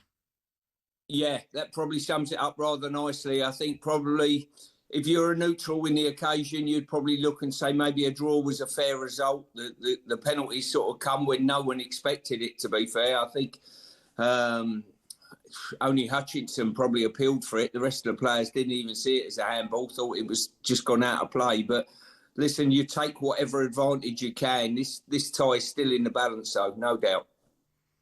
What do you make of the Unai Emery comments about the Elliot Anderson challenge, that it should have been a red card, Stuart? I mean, it was a sort of everyday challenge from your point of view, wasn't it? But should it have been a red? Jeff, that side of the pitch has seen worse challenges than that. I can vouch for that. That's for sure. Right, I used to watch him.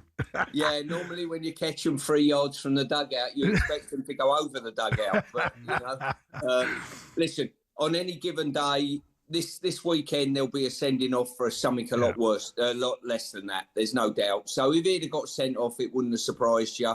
I'm absolutely delighted. This referee coming to the game, I think he's brandished 14 red cards this year. And I was concerned that he might spoil a good game between two English teams, and I think he probably thought to himself, you know what, it's two English teams, I'm just going to let them get on with it to a certain respect. And he did that, and he didn't brandish too many cards, and I think it helped the game, if I'm being honest. So what, Pierce? I mean, I'm only catching with some of the news about it this morning, but you brought up a point there. When you watch the clip of it, the ball actually looks like it might even be out. So, I mean, it's a bizarre handball. But, the ball does look like it. And like he was saying, no one actually appeals. It's an odd sort of moment. I mean, it's got to be given as a penalty because of where his arms are. But it is an odd one because no one actually bothers too much because it's almost like they all thought it was out of play. And there wasn't really a lot of noise about it. But when you look back, it's super tight, whether it's out of play, let alone the handball. But I agree, mate. It's a cagey game, wasn't it? Cagey game. I get why. Yeah, it was cagey in that respect. But also the other side of it, I said in commentary last night, I was a little bit disappointed with the front players of each team, I've got to say, especially the Villa ones. Yeah, on paper, Rodgers and Watkins, that they had probably, I would say in the game, 5 or 6 opportunities when they've received it and they're fronting up Milenkovic and they've pulled him out wide, or Morata, and they never went past him. I mean, I've got to give credit to the centre-half. They stood up and it was an all-or-nothing challenges. When you're flat-footed, you think you've got to win it or they've gone, And to be honest with you, that they sort of they didn't, as Clover used to say, they didn't dip their bread when they had the opportunity to do so. Whether they'll get the opportunity more so with Forest sat back in at Villa Park, who knows? Yeah, because on paper, Jeff, I agree. I looked at their, with all due respect to Forest, don't get me wrong, Woody makes a big difference. We know that. But I looked at Villa's front sort of players or their attacking players, if you like, and there's some very good players there. And I agree. I thought they were either well-marshalled or a quiet one. You can never quite tell. But no, I agree. I think they've got more. Well, they've got more to come than that, I think, Villa. And that's the biggest challenge for Forest. I think they've got a lot more to come. I'm not saying Forest haven't, by the way. Obviously, I'm still a Forest fan at heart, but they have got more to come, Villa, than that, in my opinion. But equally, Stuart, I mean, Forest have got proper momentum at the moment, haven't they? What? It's unbeaten in 9, 4 wins on the bounce now? Yeah, as I say, that they've picked up a bit. As Sean said, Woody coming back into the side. I think he's a focal point for the team. And some of the players around him sort of gain a lift by him being in the lineup as such. So, and also as well, we looked, they play again next Thursday in the second leg. So you've always got that on your mind. What do you do? It's interesting to know what Sean, the current manager, would do. But Forest have got the advantage that they can watch West Ham and Spurs' result before they actually take the pitch on Monday. I think they play, So they've got a result in, and it might well affect sort of team selection come Monday if both Spurs and West Ham have lost, maybe. I think, Piercy, sorry, mate, I think, my view of it is a strange one now, because I thought when, I'm one who sat there and thought, right, the 5-0 against Sutton, I thought they're virtually there. And then all of a sudden the other two win. And then you're looking over your shoulder. So now Forest got that weird situation of back to sort of not back to square one, because a 5-0 win and goal difference and all that, but you know what I mean? They're looking going, God, I bet you any money they were going, I bet they're, there's players there who went, oh no, we got more to do again. So lifting yourself for that, and then you play a big game, which was obviously last night. Then you got to go again, Chelsea, all the noise around them. Can you go and win down there? I mean, it's such a weird predicament for this time, for Forest to be in, I think, that. On the other hand, what Pierce is saying is if them results go against them, then all of a sudden they're going, oh, goodness me, we've got a lot to do again. So, I don't know, it could be a topsy-turvy weekend. As this stage of the season, that's why we all love it, really. I mean, not so much when you're managing it. It's not so much fun when you're managing it. But when you're talking about it, it's brilliant. It's really easy when you're talking about it. Yeah, I mean, you're dead right as well, Stu, because, if results go their way, then that's great. They've got that nice, comfort little gap there. But if results go the way of Spurs and West Ham, then they could be 2 points off relegation going in an away game at Chelsea, and then you've got to go with your strongest team.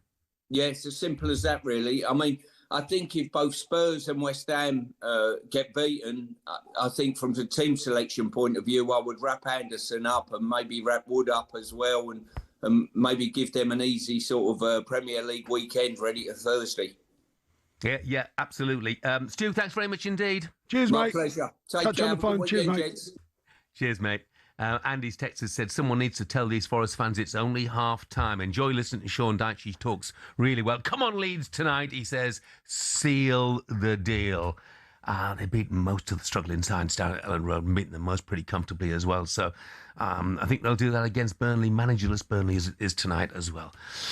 Coming up, our usual Friday feature, but instead of taking on Ray Parlour, Sam Matterface will go head-to-head with Sean Dyche as they predict our live commentaries on talkSPORT this weekend.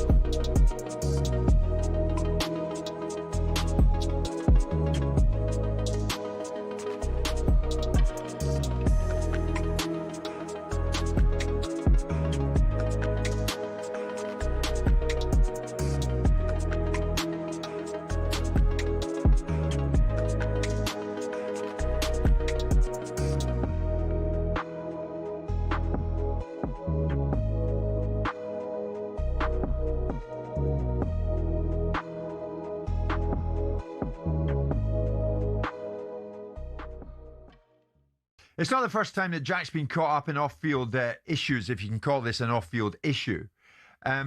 Way back in March 2020, during the first COVID-19 lockdown, he was involved in an incident in Solihull, a car crash, 24 hours after urging fans to stay home on social media. He ended up pleading guilty to careless driving at the time. He was fined over £80,000. He was handed a 9-month driving ban after the incident. A year later, after a 7-0 win over Leeds, Pep Guardiola was said to be unhappy with the condition of both Foden and Grealish, turning up at a training session and not in the best of condition. After their treble win, we know that Jack Grealish was lionised by a certain section of the general public. He was on a bit of a drinking bender, but Pep seemed to be quite relaxed about it. If you fast forward to March 2025, he was spotted in Newcastle following an FA Cup win. He visited a social club in Washington near Newcastle on a Sunday. He was described as a total gentleman by locals. He posed for photographs, but then when he left the pub, he seemed somewhat unsteady on his feet. He looked a bit worse for wear. And Pep ultimately was asked about that and the sequence of events that led up to that. They know what they have to do. So day off is day off. It's no training. They are a private life. They will do whatever they want. I'm not going to control what they do in the private life. So I judge what I have to see with the pitch, the training sessions, in the performance in the game. That's what I judge the players.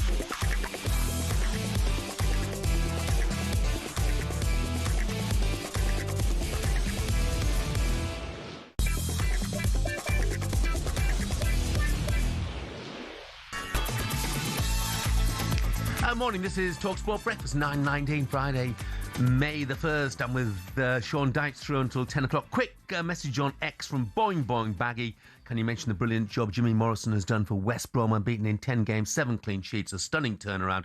Boing Boing Baggy, we've done that already today, but happy to reiterate that. And of course, he's got the manager's job on a permanent basis now as well.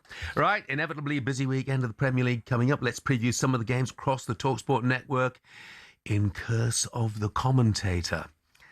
And it's a very good morning to talkSPORT's chief football commentator, as I always call him, Big Sam Matterface. Good morning, you all right? Yeah, good, thanks, mate. Lovely to see you on a Friday. Yeah, you too. I mean, I don't, how come they call you Little Sam then? Because to me, you're definitely a big man. Well, let's ask Alan. And sometimes, when Alan gets something in his head, we just have to go with it. So we just let him have his little moment. The worst thing was when he started all this, he then got up to say goodbye to me and realised that he was actually 2 inches shorter.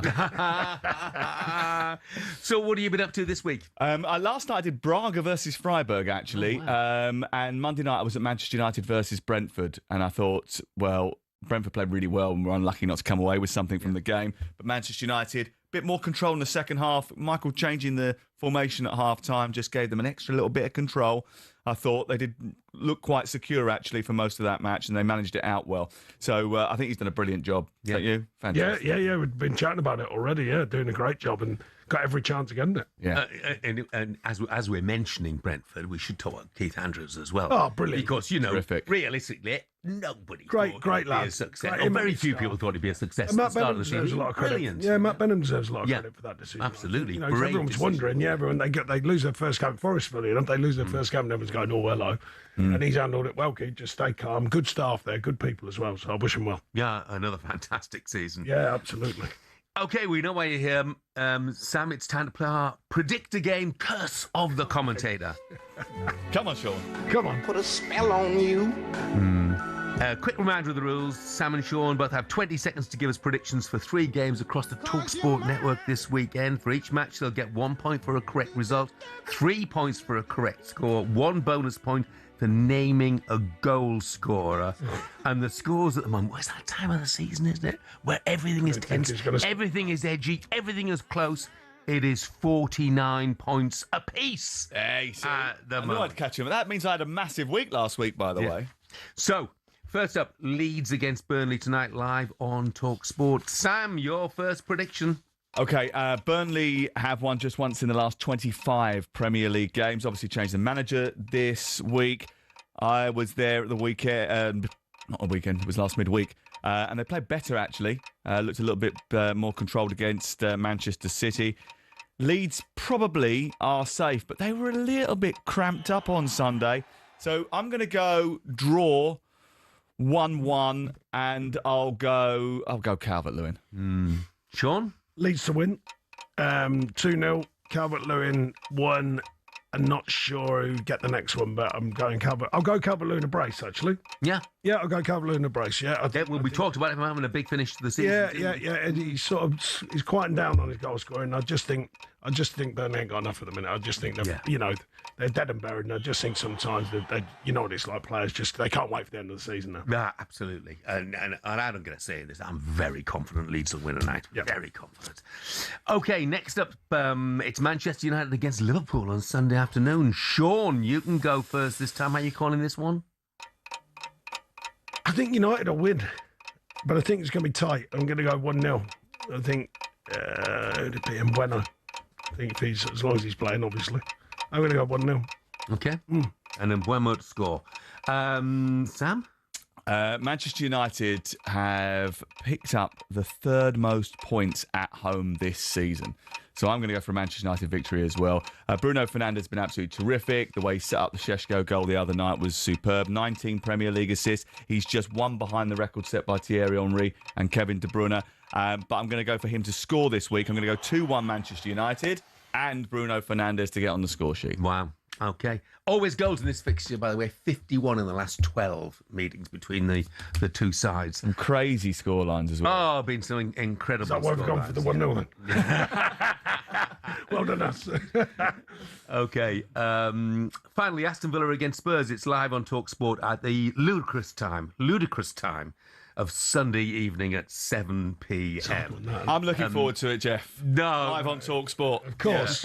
Fantastic time for you. Yeah, well, obviously. It's great because you listen on the radio, and I will because I'll be on my way to talkSPORT. There you go. So it's perfect for you. So I'll be listening in. Perfect for me, absolutely. Yeah, Sam, Villa against Spurs. None of the last 21 meetings between these two have ended in a draw, so I think there'll be a positive result. Aston Villa, I saw them the other week and I thought against Fulham and I thought, looked a little bit like the fatigue was setting in. They've got a huge game on Thursday. How they get the balance right here is going to be difficult. Do you know what? I've seen nothing in Spurs that suggests that they're going to get a victory in this game. Are you going to go Spurs? I'm going to go Spurs. Huh? 2-1 Spurs, and let's go for Van de Ven. Okay. Sean, what do you think? I'm similar. Spurs are in such an odd predicament, and I'm looking, going, who's going to pull them out of it? Yeah. Do you know what I mean? They're not. I can't see someone, just someone popping up. I mean, Son used to do it, didn't they? And obviously Kane, but they just pull you out of it. So I just can't see it. And Villa, I think, with their attacking players against Forest, I thought they were quite blunt actually. So I think they'll do better. So I'm going to go for them to win. I'm going to go Villa to win 1-0. And then go Watkins. Okay. You think Spurs will go? I do now. You know, I didn't a few weeks ago when, you know, I was muted noises about me going there and I was saying, you know, what you've got to gain out of it and all that, blah, blah, blah. I just think they're in real trouble now. You know, they can't sort of find they can't find that bit of mojo. You know, sometimes it just pops. Yeah. And I thought they bottomed out a few weeks ago when they just hit rock bottom and that's it. And there's only ways up. But they sort of haven't, you know, expect them to bounce. And there's just been no bounce. When the new manager went in, I just thought, here we go. And it just doesn't work. Now, maybe it's coming, but it needs to come quick. I mean, they've got to get no luck either, is there? I mean, you've got lost Romero to the end of the season. Simon's now to the end of the season. The injury list Solanke didn't train this week. Yeah. I mean, it's one of those, everything that can go wrong has gone wrong. Yeah, well, that's the thing. It's not just, I'm not just blaming the players, the club and all that. I mean, just sometimes it is just what's going on. You know, the injuries. And, I mean, people forget about that. And, you know, sometimes as well, you need a bit of luck. You know, I want Forest to stay up. But I must say, on the day, Sunderland were awful.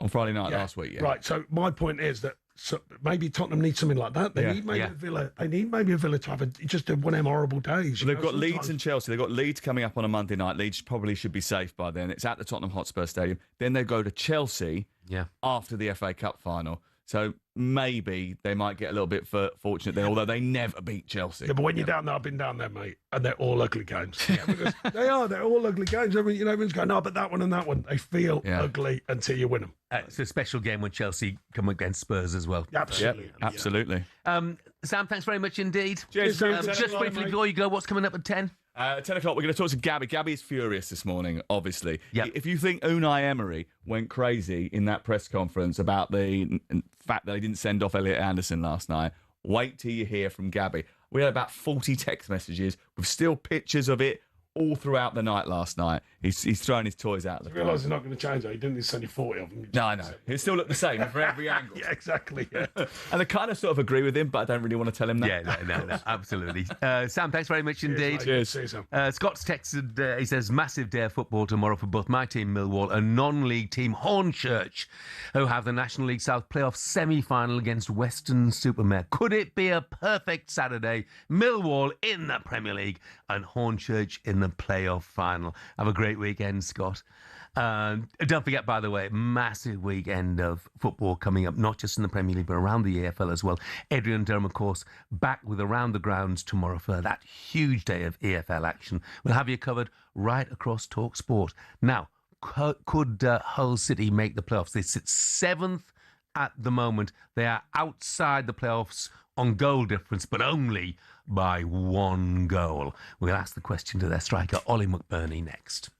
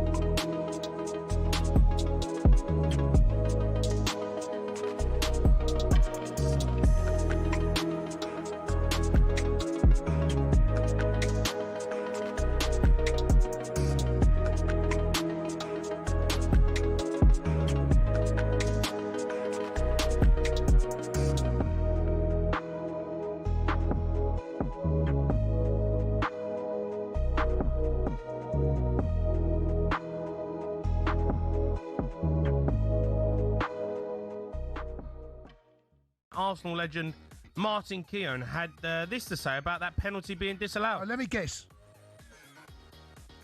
I simply don't think it was clear and obvious, and the referee there should be allowed to referee the game. VAR's got too involved, and that's not what we wanted with VAR. It's not part of the protocol, really, for me.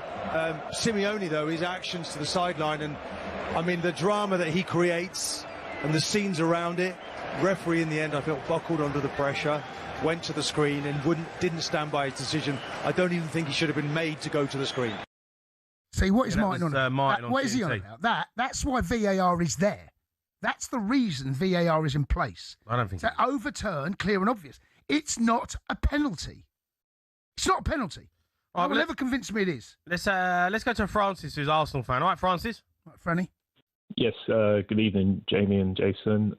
Yeah, I don't want to harp on the penalty. Look, ultimately we have to accept it. I think it was an incorrect decision, but we will accept it. What I do want to talk about, boys, is our so-called skipper, Martin Odegaard. I think he's been getting away with murder for the past 3, maybe 4 seasons. And even, lads, even before a single ball was kicked this season, our legend, Tony Adams, he came out. I'm sure you guys saw the quotes. He came out and he said, we can't win with Martin Odegaard leading the team. And it's no coincidence tonight, Mikel Arteta finally played Declan Rice in the middle as a 6, protecting our centre.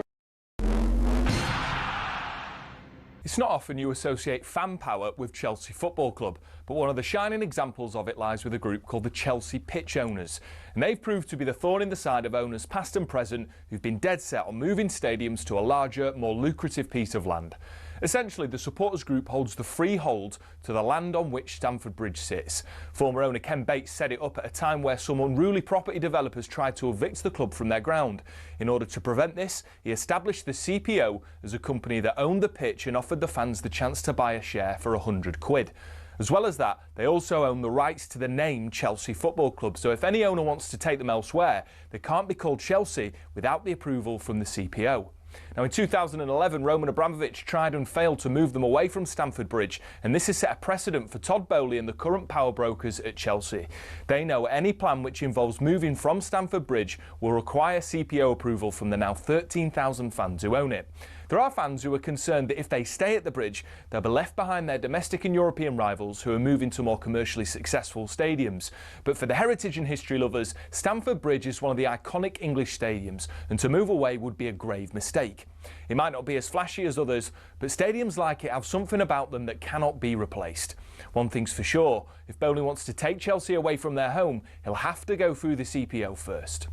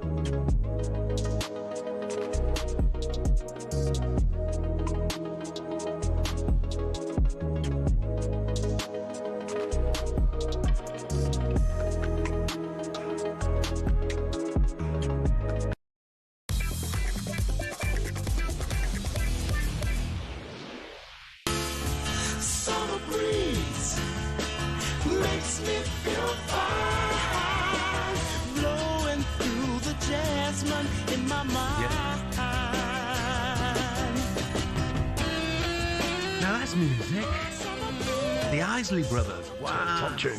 Sensational. Goes back a few years, admittedly, but then again, so do I. This is talkSPORT Breakfast with Arnold Clark. Perfect time to upgrade your car. Get 2 years free servicing when you buy a used car in the upgrade event. Check it out online. I'm Jeff Stelling. Sean Dyche is with me through, well, just for 25 minutes or so now. The talkSPORT Daily is out right now. Adrian Durham, Alex Crook and Angelina Kelly arrive every Friday armed with one big opinion each. And in today's episode, Adrian explains why he thinks, wait for it, Bruno Fernandes is overhyped. Bruno Fernandes is basically taking a year off football this season. He's having a year-long holiday. And for Bruno, this whole season should be asterisked. And people fawning over him are a total joke. He won't even play 40 games this season. It's pathetic. Declan Rice and Ryan Cherky have played 50 already, with more to come. Nico O'Reilly's on 49, and he's a baby. Martin Zubimendi's on 51 already, with more to come. Lauding someone's assist stats in their laziest season ever is praising failure. He doesn't have the pressure or the physical cost of multiple competitions.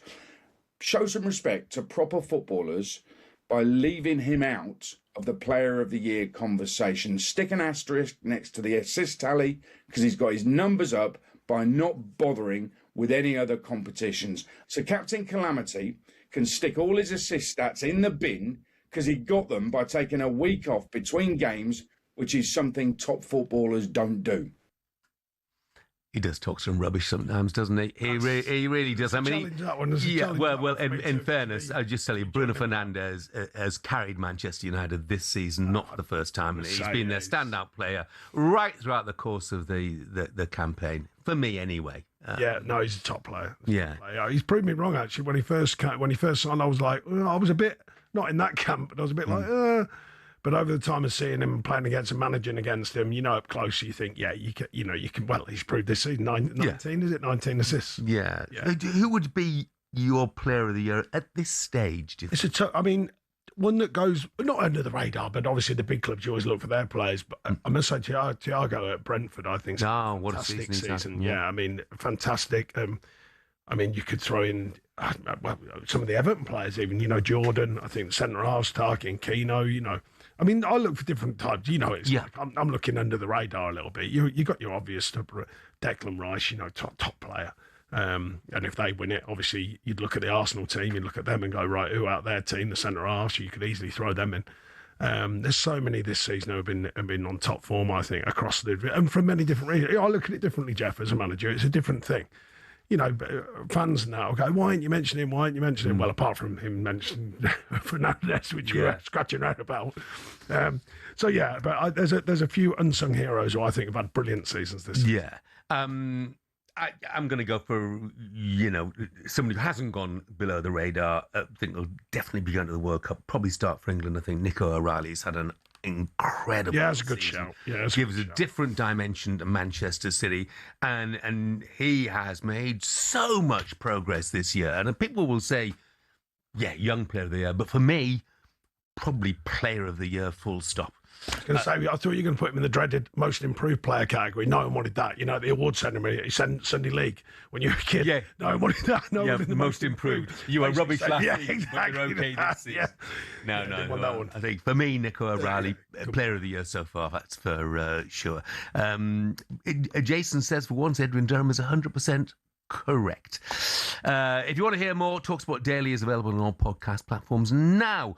Okay, it's time now to take a look at the latest EFL action in partnership with McDonald's. EFLers on talkSPORT with McDonald's. Got big McDonald's hunger? Order delivery on the McDonald's app today. From 11 a.m, 18 plus. Fees apply to delivery orders. Subject to availability. Price may vary. A massive day in the EFL tomorrow, and in the Championship, it's a huge day for Hull City in their race for the playoffs to the Premier League. They need a helping hand from Middlesbrough. They take on Wrexham. But Hull go into this game against Norwich, last game of the season, level on points with Wrexham, one goal behind on goal difference. One of the reasons they're in with even a chance is because of Ollie McBurney's 15 league goals this season. I'm delighted to say that Ollie joins us now. Morning, Ollie. Morning, mate. You all right? Yeah, good, mate. Look, I tell you what, It's amazing, really, isn't it, that Hull are in contention for the playoffs, considering they've been under a transfer embargo all season long. And a lot of people, like me, at the start of the season, thought they'd be nearer to the bottom of the table than the top. Yeah, like you say, I think with all the problems that the club had off the field in the summer particularly, not a lot of people would have expected us to be where we are now. I think that's testament to the boys and the staff and the manager and all the work that we've put in this year. But within that dressing room, it wasn't really as much of a surprise as what it might have been to everyone else. We knew we had a great dressing room, great bunch of lads, and people that have been there and done it before. So we worked really hard to get into this position. So it's time to go and do the job tomorrow and get to give us a chance to be where we want to be. Well, this could come down to goal difference as well, Ollie, so no pressure on you, mate. Always pressure on me, you know that. No, I think it's one of them, isn't it? That, I mean, I don't know in their camp, but it can work either way, can't it? You know, we had a different situation with Everton where we got the points deduction. You know, you get the troops together and you go, look, which way which way we're going to swing, and it looks like they're bonded. You know, they've all gone, right. Look, you know, there's problems, right, but let's get on with it. You know what I mean? And it sounds really simplistic, but sometimes it can be just as bloody minded as that. When everyone's nose is pointing in the right direction, and everyone says, right, let's go and have it. Let's go and show everyone what we're about. Yeah. You know, let's not just talk the talk. Let's walk the walk. And they're certainly doing that. I agree. I thought they were in real trouble at the beginning of the season, having a fantastic season, and Ollie's scoring goals, which is great as well. Yeah. Is that what it's been about, Ollie? About the team bonding and proving people wrong? Yeah, I wouldn't say so much proving people wrong, but definitely on the bonding part of it. You know what it's like when you have enough lads, enough men in that dressing room that can really grind through games, and you know, sometimes we haven't been at our best, we haven't performed our best, but we've found a way to win, and that's testament to the characters that we have in the dressing room, and being able to, you know, have that know-how and that ability to be able to win games in the Championship, you know. I mean, look, you know, you can't help but compare and contrast, can you? I mentioned the transfer embargo, where as Wrexham, fairy tale it might be, spent £30 million, on their team this season. So you couldn't get more of a contrast. Middlesbrough can do you a favour by going to Wrexham and getting something. You got any friends at Borough? Yeah, Luke Aylin's a good mate of mine, so I've given him a little text this week, just making sure they're right at it this week. But and they've got their own things to play for. You know, they can still qualify. They can still get promoted automatically if they win and results go their way. So that probably helps us. You know, there's so much to play for at the top of the table, which is why the Championship is such a good division. You know, so yeah, hopefully Middlesbrough can go out and do us a favour, and then we can take care of our own job on the pitch on Saturday. You know. I think sometimes, Jeff, it's not, you mentioned a point there, not really about proving people wrong. Sometimes it's proving yourselves right. You know, you don't have to worry about proving people wrong, but what do you stand for? What do you agree as a group of players? Not just the staff, not just the manager. What do the players stand for? And like I said, some men in the dressing room hold it all together. It's an old-fashioned term, I know that, but you get what he means. You know, people who stand up and be counted. You know, when it is tough times, and I think they're showing that. And let's see how the season ends. But whatever it is, it's weirdly a success. You know, if they go further, even better. But it is a successful season, I think, from the outside looking in. Yeah, you completely agree. And from your point of view, personally, Ollie, I mean, it's 15 league goals, 16 in total. Been a great season from a personal point of view. Yeah, no, it's been good, mate. Obviously, I've had the last 2 seasons. I was in the Premier League and then went over to La Liga, and I feel like I've developed a lot as a player, and you know, I feel like I'm reaping the rewards of that. I feel like I'm playing as good a football as I have done since I can remember, you know. So having the boys there that giving me the chances always helps. But yeah, no, I feel like I'm playing really good stuff, and ultimately me and Hull are benefiting from that as well. So yeah. Hey, well, look, good luck this weekend. You've been in the top 6 pretty much all season long, Ollie. So the very best of luck. Hope things pan out for you.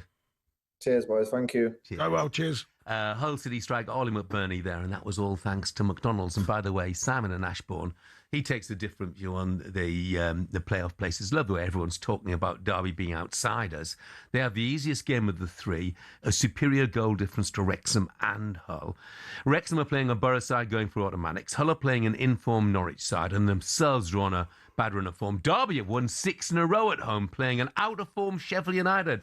Stick a pound on the Rams, clinching 6th spot. Thank you very much indeed for that, Simon. Just quickly, by the way, Jim says in Pompey, so what does Elliot Anderson have to do to be mentioned in Young Player of the Year alongside Nico O'Reilly? I completely concur, Jim. It's had a brilliant season. Don't forget, by the way, talkSPORT, your home with the EFL tomorrow. Catch all the action right here from tomorrow lunchtime. Up next, your chance to ask Sean Dyche a question in Dial-Up Dyche. We've already had loads of your voice notes in. EFLers on talkSPORT with McDonald's. Got big McDonald's hunger? Order delivery on the McDonald's app today. From 11 a.m, 18 plus. Fees apply to delivery orders. Subject to availability. Price may vary.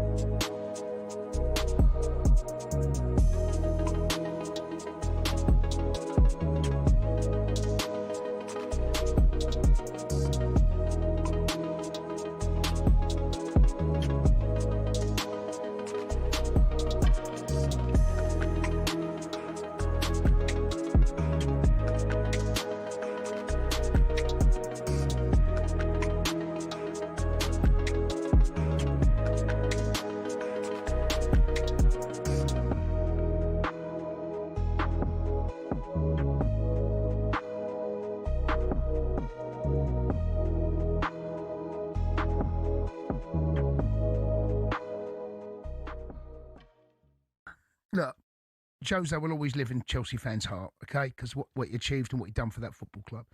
But Jose changed as a man. As the game has changed, I don't doubt he still has a quality, but I just find it crazy. What do you mean? Well, they've gone from, Real Madrid have gone from moving away from Zidane, okay? Then they went to Ancelotti, and then they brought in Alonso, right? They wanted to go in a different direction, slightly, moving with this slightly younger head coach. And now they're going back to Jose again. They sound a bit lost. Sounds a little bit like they're going back to what they know. Yeah, but I hear you. And Julian Lorenz made some really good points there. I think Jose Mourinho in a bad fit. I think they thought that they wanted to be they've got Galactico side, right, with players again with Mbappe, Vinicius Jr., Bellingham, players like that, right? They wanted to have like an Alonso coach who can make them play football.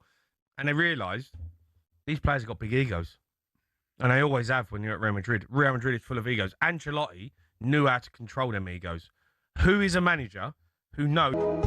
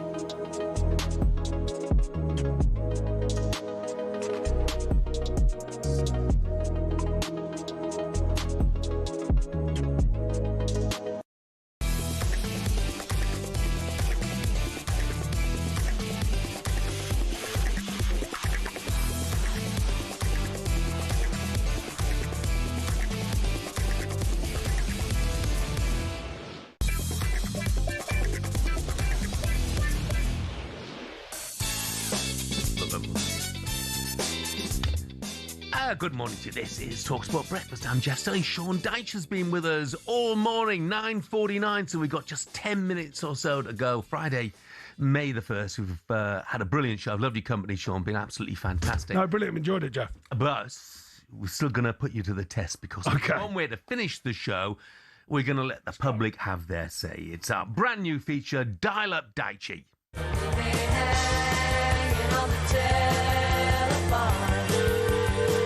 Hello? Hold on. Recording, silencio, s'il vous plaît. They looked at my voice box because every special I see goes, we want to check that. Magic. That's white nonsense. I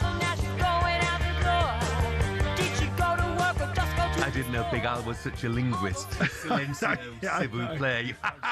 Priceless. Rolled off the tongue. Yeah. So we've opened the floor to you listeners. You've sent in some of your questions for Sean. We've picked out some of the best. Here comes your first question. Okay. Hi Sean, Jim here. So many jobs are going to be available this summer. Palace, Burnley, Watford, maybe even Newcastle. Would any of those tempt you if they became available? It's a fair one, Jim. I think that, look, I've never disrespected to any clubs. Whatever division, I've had phone calls from all over the place in my past. I think it's time for me to take stock of the situation as well. Not just on the football side. I'm enjoying the media side. I'm enjoying the different lifestyle it brings because obviously football is full on. So that it's not a closed door by any means, but I'm just, I'm 55 this summer. I'm sort of open-minded about what comes next, whether it's on the pitch, as in being a football manager, or whether it's off the pitch. And there's a lot out there. So I think I'm being open-minded. So it's not really about the individual clubs at the moment. It's about me having a look at myself and my own life. So I think I'm just going through that at the moment. But you know, the door opens and someone asks you, and all of a sudden you go, "Oh, shall I?" And you're back in before you know it, you're on the touchline screaming and shouting again. And at 55, you're just a lad, mate. I know. Yeah, I didn't mean that like I've shot it or anything. Yeah. But I just think there's a lot of doors opening now for different things and things I'm interested in life, not just football. So anyway, so I'm just taking a breath on things. Well, there could be a door opening as a talkSPORT co-presenter. That's for sure. As well. No, I've enjoyed it, mate. I've enjoyed it. Right, listen up. Here's the next one for Sean. This one comes from Sam. Morning, boys. Loving having Sean on the breakfast show. I just want to know, would we ever see him on reality telly? Would he do The Jungle or even Traitors? Oh, there you go. Sam, I got to be honest, right? You remember that? Because I once got asked a question. I think it was one of the managers anyway was turning 61. They said, I said, in Steve Redgrave, when he said, if you see me near a boat, you can shoot me. That's like me in reality TV, to be honest. That ain't happening. There's certain things. It's like, I just went on social media. I said, TikTok dances, that ain't happening. You know what I mean? So there's certain things that ain't going to happen. Hey, but look at Harry went on and became... He's a legend. I love Harry. I can't speak highly enough of Harry. You just got to clean the toilet out for a couple of weeks. Yeah, I just can't. I don't even watch hardly any TV at all of that ilk. I watch films, documentaries. I watch sport, football mainly, to be honest. It's just not for me, all that reality stuff. It's just not for me. And I know it can be really funny and marvellous and all that sort of stuff. My daughter loves it. My son's iffy with it. But I mean, Love Island and all that. It's great. I can't, honestly, I swear, Jeff, I know I'm going to get battered for saying it, but I just can't. Can't. If I'm going to point you in the way of anything like that, actually, I mentioned Love Island, it used to be, it's better than it. Married at First Sight Australia. Now, it must be the Australian version. Honestly. Because the people in it are much more there's something open. about it. There's something about it. Oh, you watch in about 2 years' time, there'll be camera swallowing me, and you'll go, "What you said you couldn't stand it." It's educational, Oh, of course it is. Deep in education. It's an education I don't need. It's a study of human relationships. I think it's essential viewing. I can't. Honestly, Jeff, some of it, I know there's some really good stuff out. I know it's light-hearted and all that. I just can't do it. I can't watch it. I just can't do it. Right, time for our third one, Sean. Morning, Sean. Jackson here, massive Spurs fan. You kept sides up in the Premier League before. What would you say has been the biggest issue for Spurs this season? And do you think we will go down? Pray for us. Come on, you Spurs. Jackson, I reckon, well... Look, from the outside looking in, a lot of recruitment's changing, and obviously I'm bound to back managers, and I would with Thomas. He's a great guy. I know it didn't go well for him, but recruitment's changing. It just looks to me like when you're recruiting, sometimes, is there a map of how it looks? Does that make sense? And I look there, and it just looks like they're recruiting some really good players, but no one's sort of taught how do they play, how do they link, who does what in the team, who stands for what, who what's what I don't know. To put it in old-fashioned terms, I suppose. What's the nitty-gritty of it? What's the fabric? Who's the ones who hold it together? Who are the ones, the leaders? Who are the ones who the players respect? Who are the ones that are the glue that hold a team together? And it looks to me like they've got talent, but not actually of the bond of a group of players. Now, that can come with winning, but you've got to get them winning first. Yeah.